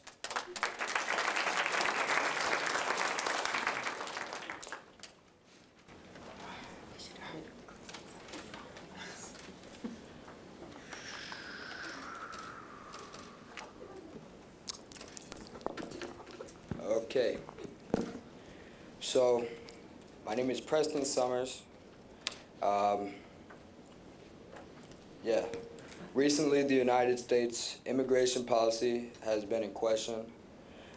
Ever since the terrorist attacks of September 11th, 2001, citizens have been paranoid about people wanting to harm the country.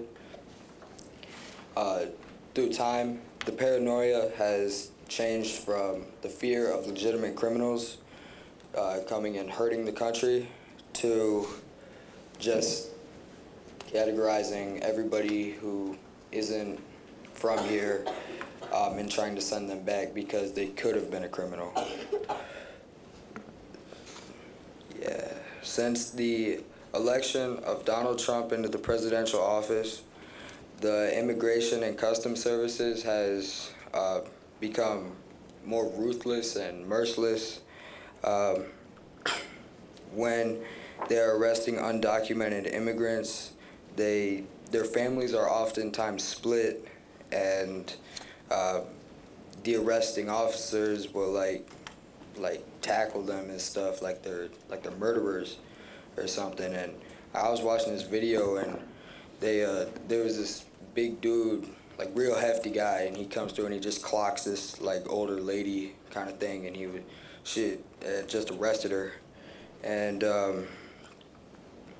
then there's a woman named Lillian Calderon. She is a Guatemalan immigrant who came to the United States when she was 3, and she was arrested and detained for a month with her 2 children. When she was talking about the way she was arrested, She said that her children have nightmares because of the manner of her arrest.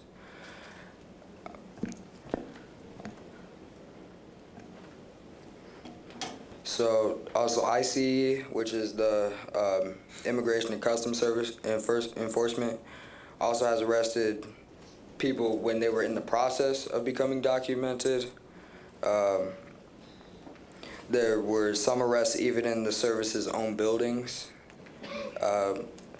And this dividing of the families and arresting in the immigration buildings is unlawful. And ACLU did bring a lawsuit to President Trump because the things that they are doing are violations of the Immigrant and Nationality Act. And then there's another guy named John Mohan, and he's a spokesperson for ICE, and he was confronted with this, and he did not comment. But really, I don't think I would comment either, because like if my guys were like acting like that, I wouldn't want to talk about that. I would kind of want to fire them or something.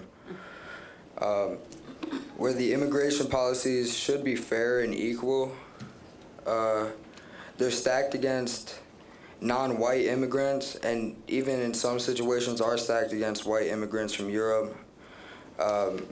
Central Americans are being treated like criminals to society, as well as Muslim people and just, I mean, people from like South America as well.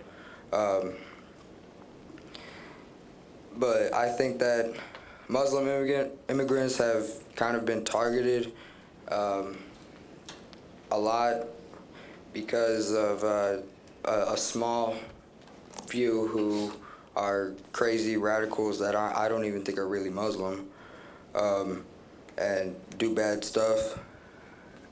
And then Latin Americans have also been targeted, which I think is stupid, because why are you targeting people who are technically still part of America? And when Donald Trump said that they're gonna make America great again, Mexico is a part of North America, and you're really just hurting yourself.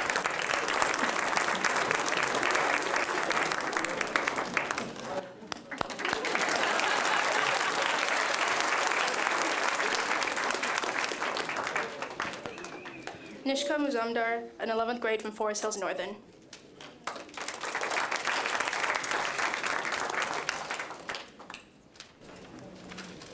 Many immigrants come to America for getting a better opportunity for not only them, but their family. Around 25 years ago, my dad had just graduated from college in India when an American company was recruiting employees to work in America. My dad wanted to experience life in a different country, so he decided to take that offer and come here with a non-immigrant work visa. It obviously took him a long time to settle in and fully adjust to the community. He actually came to America with less than $50 in his pocket and didn't know anybody here, as he didn't have any family or friends who came here. Even simple things such as finding Indian food, ingredients, and driving on the opposite side of the road took him a while to adjust to. Luckily, he knew English, and it was a bit easier for him to communicate with people. He'd actually intended to only live here for around a year, but as he interacted with people and learned about their culture and thoughts, he started to appreciate the lifestyle here and decided to stay longer. A few years later, my dad married my mom, and she joined him here in Grand Blanc, Michigan, on a dependent visa. It was easier for her to adjust here because my dad had already lived here, but she had to completely redo her college education, as her degree from India did not allow her to get a job here. And later on, as they both started to continue working, they applied for a green card through my dad's company, which was a long and ardent process that took around 4 years. During this time, my dad could not change jobs due to visa restrictions. His company actually lost their contract in Grand Blanc and moved my parents to Grand Rapids for 3 months. Grand Rapids was harder for them to adjust to because at that time, it was less diverse than the eastern side of Michigan. Even though Grand Rapids was conservative, my parents could see that it was a great place to raise their family. They have been living now in Grand Rapids for around 20 years, and my sister and I were actually born here. We've all made friends in this community who are more like family now. Grand Rapids has become more diverse over the years, and my parents have always said that they feel more welcome here than they did initially. This is a healthy change that I hope will continue not only in Grand Rapids, but throughout America. Thank you.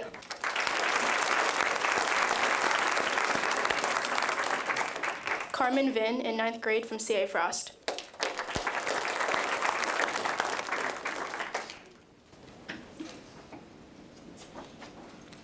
Good morning.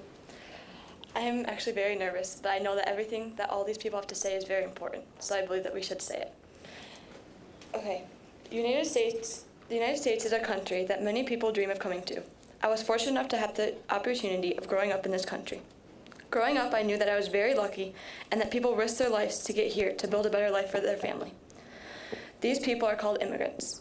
Because becoming a U.S. citizen is not an easy process, many people have chosen to come to this country illegally. Some people, including our current president, are completely against people entering this country without authorization. But what President Trump seems to be forgetting is that his family did not originate in the United States. If you look through their ancestry, it is stated that both his mother and father's sides of the family originated in Europe, Scotland, and Germany. The definition immigrant is a person who comes to live permanently in a foreign country. This definition implies that everyone whose roots are not Native American blood are immigrants to this country.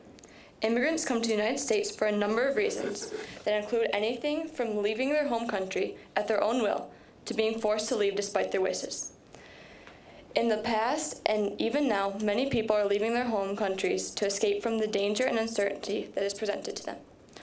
People, including President Trump, are opposed to immigrants entering our country because they believe that more people will put a strain on security and resources. When people think this way, they put up walls that make it difficult for immigrants when they come to the U.S. These walls enforce the idea that they are not accepted and welcomed. There are other people on the opposite side of the spectrum. Many people I know are very welcoming to immigrants, and they embrace them into the community, as well as promote diversity and inclusion among different groups of people. Although I have no personal experience, and I can't even begin to imagine what it's like, I'm sure leaving one's homeland is a very difficult decision. So coming to a welcoming community probably makes it a whole lot easier in the transition. I want to see Grand Rapids as a home, not only for me, but for everyone else. There should be no discrimination. We should have open arms because at one point, most of our families were immigrants. Immigrants face many difficult things in life, although they are not the only ones that face barriers each and every day. Refugees are immigrants who have fled their country because of dangerous circumstances. I can imagine that the majority of people who are refugees come to this country with little to no knowledge of our language and lifestyle. Many people who come to this country are seeking support, safety, and a better life. Barriers are put into place to prevent people from entering this country. Many people experience things that I could not even imagine, and many of us have it really easy. Why can't we open our arms to others who need it? As a growing generation, we should build a community and support system for others. We need to tear down all the walls that are being presented to us. We are all human, yet we can be irrational and unaccepting. If even a small portion of the people who are building the barriers were to switch places with the immigrants that are seeking better life, and the opinions of people would change drastically. Discrimination is a huge problem that many people experience every day. Thank you.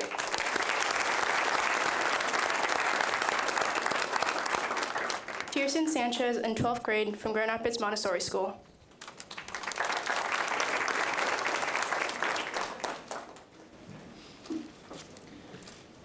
Okay, I'm very nervous.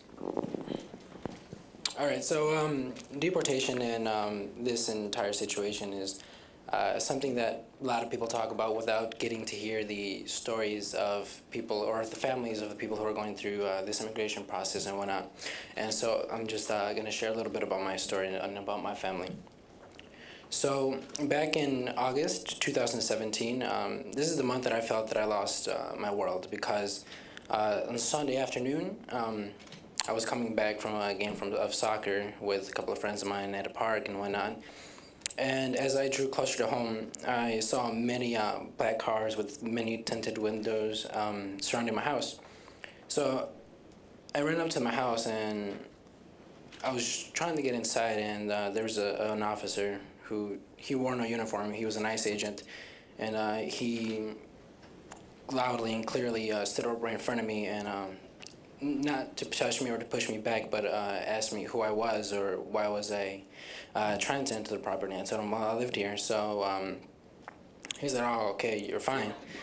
So I was going to walk up the stairs, go into my house, and because it is a duplex, my aunt was downstairs, and she had called me first, and she said, like, hey, did you get to see your mother before we met, or before she left? And immediately I knew something was wrong. That morning was the last time that I hugged my mom. She was taken from me and my family. This had left my father without a wife, my twin brothers who recently just turned 9, my sister who's 13, and I who am 17, without a mother. Our daily life has drastically changed. She earlier that day told me to be safe as I went to the park. Little did I know that she was the one who needed to be safe. I was beyond angry when I reached my bedroom, to the point where I punched the wall and I made holes because it was frustrating to leave in the morning, come back in the afternoon, and not see your mom again. I asked ourselves, why did this happen to us? And I couldn't understand why at the moment, because I was just so angry. The truth is, I knew why she was gone, and my mother entered this country unlawfully. Therefore, by definition, she was a criminal, and that is why she was taken. Ever since my mom was taken, I've had to step up and take more responsibility than I previously had. I am the oldest of my siblings, and so, as any other older sibling would already know, you have to take care of the younger siblings.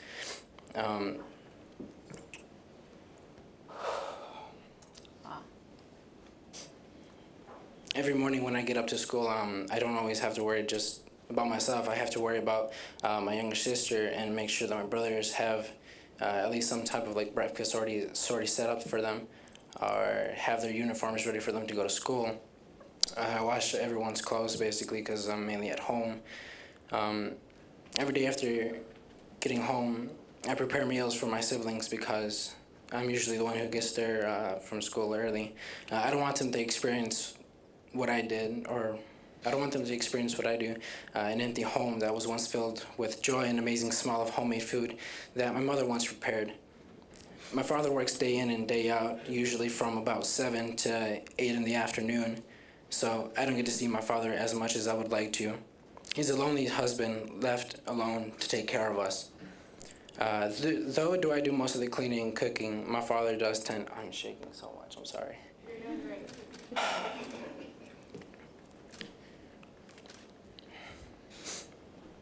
Though I do most of the cleaning and cooking, my father does help with what he can, and so that I can take care of chores faster, and that I may have some time to do my homework, whether that be at the middle of the night or 1 o'clock in the morning. He encourages me to spend time studying and focus more on my studies. My brother asked one night where Mom has gone and when she's coming back, and it killed me to tell them the truth. The conversation that I had with my brother, it was just overwhelming. It overflowed us with pain and sorrow. I was laying in bed, just on my phone, just resting for a bit, and one of the twins crawled up to alongside me. I asked him what's up, and he just responded with, "I just miss Mommy. I don't understand why she has to leave us."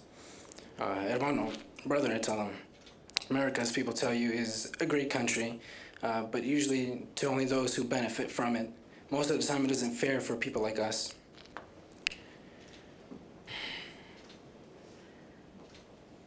So he says, but I thought the government is supposed to take care of us and help us. I told him, yeah, that's true. They're supposed to, but they don't always do that. Not towards everybody, or towards everybody. He started to tear up and quietly cry.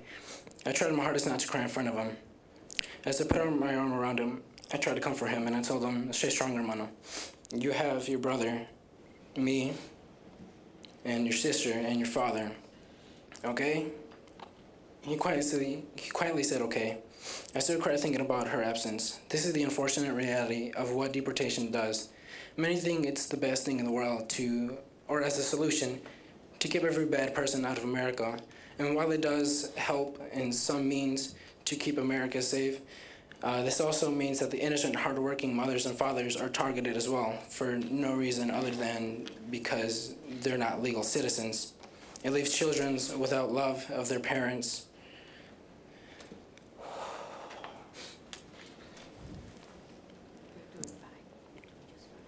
Every day is a new day to make the best of what we have. They won't have the childhood that my sister and I were able to have, or to experience the love of our mother with us as much as they will. I am thankful for the time and the memories that I have had with my mother before she had left, and I try to keep my brothers happy and remind them to focus on their education and to have a good day at school every single day. I always ask them how their day was and what they learned in school, to try and not to think about so much about sad memories. I love them and I will do anything for them until that they can take care of themselves, and even then I'll always be available to help them. The same applies to my sister as she continues to learn life's lessons with or without my help or without the help of my mother. When I get a chance to speak to my mom, she reminds me that everything is okay. She tells me, Dios está con nosotros y Él los cuidará y nunca los dejará. God is with us, He will take care of us, and He will never leave us. I pray that one day our family may be reunited. Courage is in our family. We hate to move on, but we have to, because we have courage, we are strong, we face our problems and make the best of the cards that we are dealt. Thank you.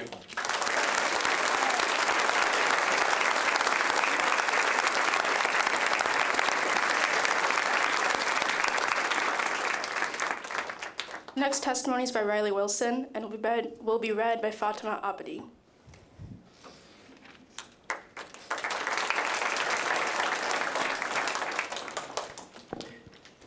The issue of immigration is fraught with dehumanization of those who come from other countries. This dehumanization exists even those who support increased immigration. For example, listing off the economic benefits of immigration is, while good-intentioned, far from what makes immigration so important. Immigration's value is not their ability to work a low-paying, often exploitive job. As a result of immigrants being reduced to just numbers, they are given no care, hope, or recourse when deportation officials come to their door. It is vital to those of us who are not immigrants to fight with them as humans, and not only fight against the systems of deportation that rips families apart, but also fights the institutionalized exploitation of those who have little legal representation. If we allow ourselves to turn a blind eye to the injustices that occur while immigrants are in America, we're a little better than Trump, ICE, or any other morally compromised organizations and people who don't want to allow immigrants into the country in the first place. Thank you.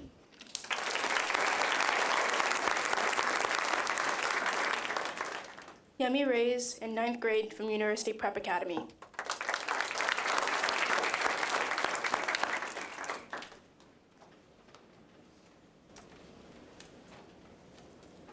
Good morning.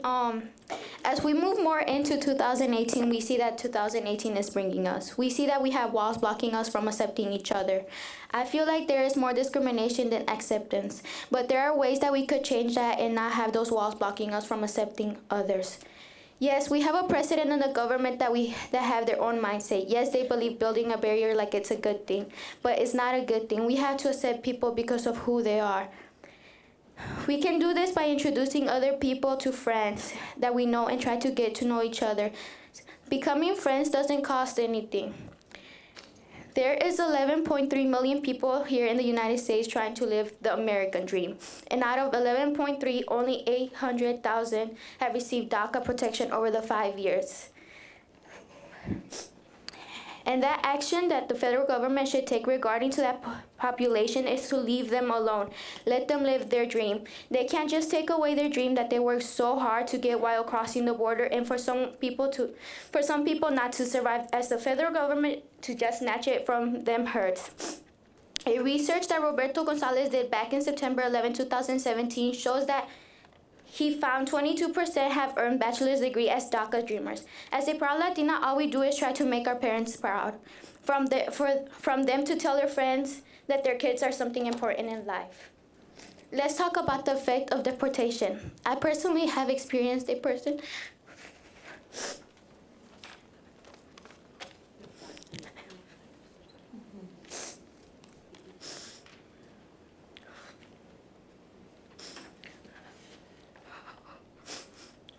who's really close to me get deported. I don't like telling people about my personal life, but I got nothing to lose, so here we go.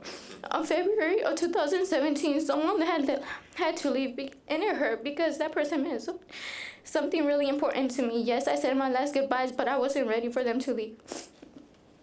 Then the day came, and it felt like a person taking your heart out of your chest. It hurted more than a breakup.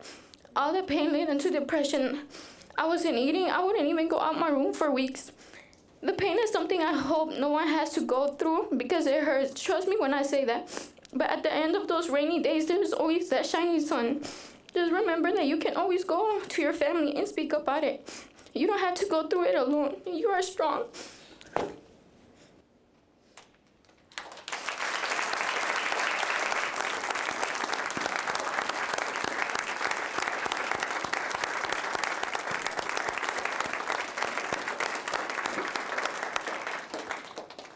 Jakari Richardson.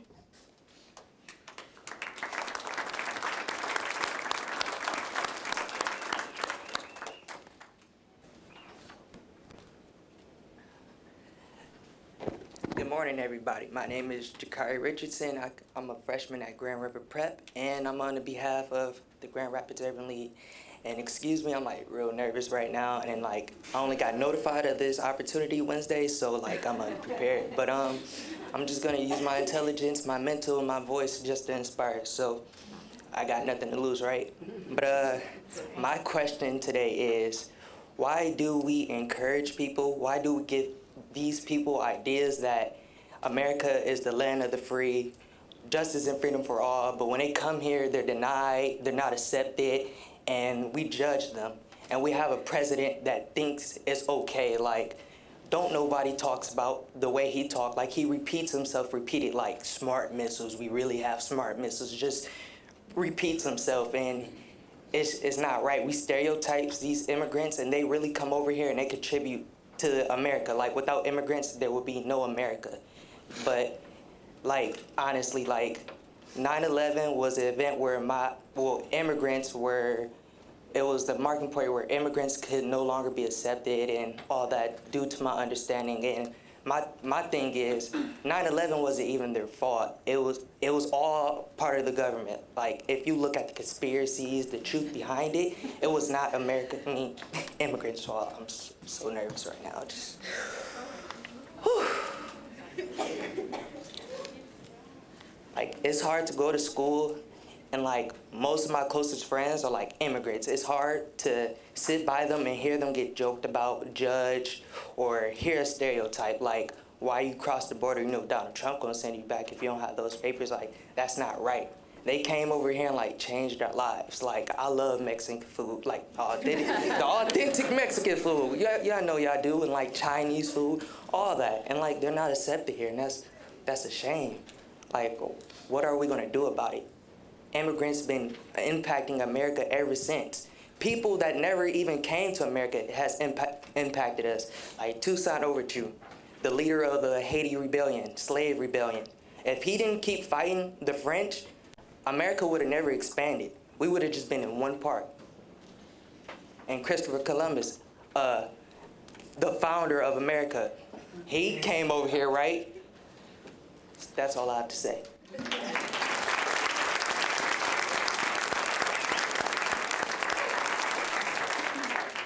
Adriana Rios.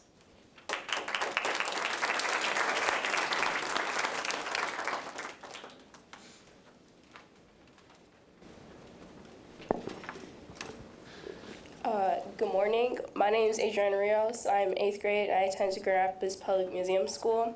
I'm here today to discuss this year's topic, immigration. Immigrants are the roots of our country. They're what made and continues to make our country great. Immigration isn't a choice. It's something that is forced. Some people may feel the statement is arguable, but the fact that people migrate to the U.S. for a better opportunity isn't. We can say that this country belongs to us, but on the same note, your family was also once an immigrant. The only true natives to this country are the Native Americans. A couple questions I have for you today is, what makes a non-immigrant's child's dream any more American than a child of an immigrant? What makes anyone's dream any more important than an immigrant's dream. I feel that there shouldn't be a difference, but that isn't the case in our society today. I believe everyone has a right to chase their dream, and every dream is valid. So why are we limiting a person's future? How do we expect our country to progress and innovate if we're limiting each other's power? Politicians should start representing we the people, but not all you hear is them going against us. They're making policies to further discriminate against immigrants. It's time we change how we treat each other, whether that's working towards finding an ideal pathway to citizenship or just simply ending non-criminal deportations. Deportation is violence towards the innocent. This is destroying and ripping tons of families apart. There is no one simple answer, but we can take one step at a time. Take a look around you and recognize your privilege. Think of what immigrants are going through today. Together we can make a positive change. It's 2018. We should be advocating for the use of fresh water, not for basic human rights. Thank you.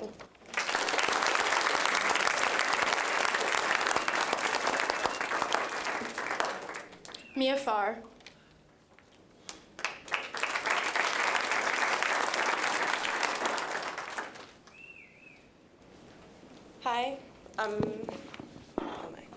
Hi, I'm Mia Farr. I'm 17 from West Michigan Aviation Academy. America, we pride ourselves on freedom, yet we build walls to keep anyone who we fear out. We build these walls as a way to control people different from us. Us saying immigrants are illegal is to say another human is less than us. To be against immigration is just another way to mask prejudice. America is freedom, yet it's only to those who have the means to buy it. We are repeating history. Why is it that a human life has to work harder to get the same thing as anyone else? Why is it that we have to work harder to get less money to buy our freedom? This sounds all too familiar, right? Well, when America was first starting and the slaves, they had to buy their own freedom, but they got less wages for their work. Only to, once again, be here again. So, in America, we need to forget that we, as humans, are different. We're all the same. To say one human is more deserving and better than someone else is modern-day slavery. Thank you.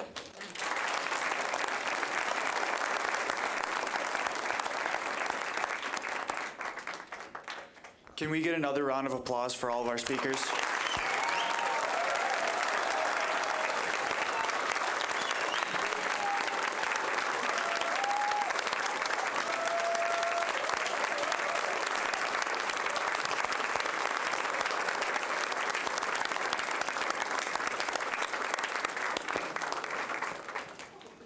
At this time, we would like for the listening panel and the students in the audience to begin filling out the survey they were given. This survey will help us in evaluating this year's event to ensure that we've met our outcomes and can improve upon next year's event. If you need something to write with, we have members of the Mayor's Youth Council circulating pens and pencils. Please complete your survey before exiting the chambers. Members of the Mayor's Youth Council will collect them at the door. I also want to speak directly to those in the room and those watching this on TV or online. If you are 15 to 24 years old, you live in the city of Grand Rapids, and you need meaningful employment, check out the LEAD program. If you go through this program, you can earn a job working for the city and other businesses in the community that participate in the Mayor's 100 campaign. You will not only learn about city government and how to write an effective cover letter and resume, but you will also take an acting class, a yoga class, and learn how to manage money, and so much more. This is an opportunity you can't pass up. So again, if you're looking for employment and you're 15 to 24 years old, check out LEAD. Applications and flyers are available in the hallway and online at ourcommunitieschildren.com. That's ourcommunitieschildren.com. As you're filling out your surveys, we'd like to take another minute to acknowledge and thank our partners and sponsors. Our Community's Children, Michigan's Children, the City of Grand Rapids, and the Grand Rapids Public Schools. Please give all of our sponsors a loud round of applause.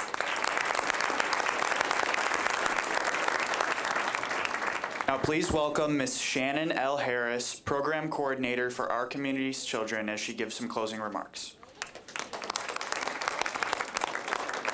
All right, thank you, Andrew and Chi-Chi. A round of applause for our MCs today. So I'm just going to be really brief. I know I'm between you guys filling out the survey and lunch. So really quickly, thank you so much, Mayor Bliss, for your ongoing support of this event and all of our events in our community's children. I also want to give shout outs to the t-shirt designer again, Anya. Where is Anya? Somewhere in the audience right there. Also, a big shout out to Jovan. He is the owner of Bear All Clothing. He's the one that transferred her design onto your t-shirts. So shout outs to him. Our photographer, Denavia Moget, for her excellent photography skills. She's right there in the back. I also won an award last night, the West Michigan Woman Magazine Award. So congratulations to you on that.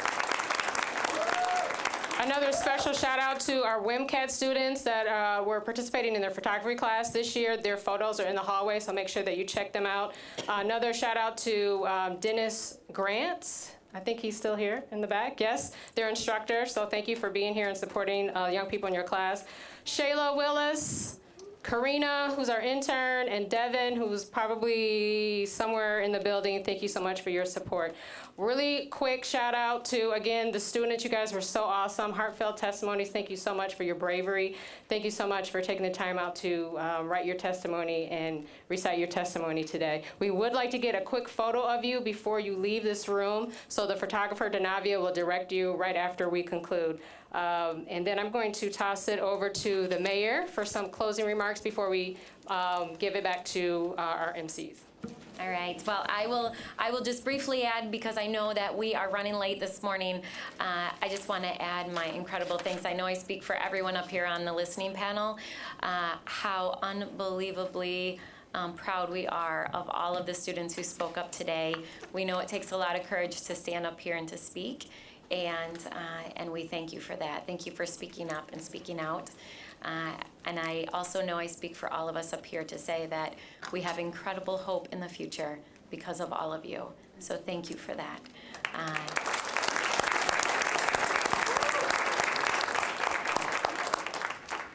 Thank you again, everyone, for joining us today for this really powerful event. Thank you.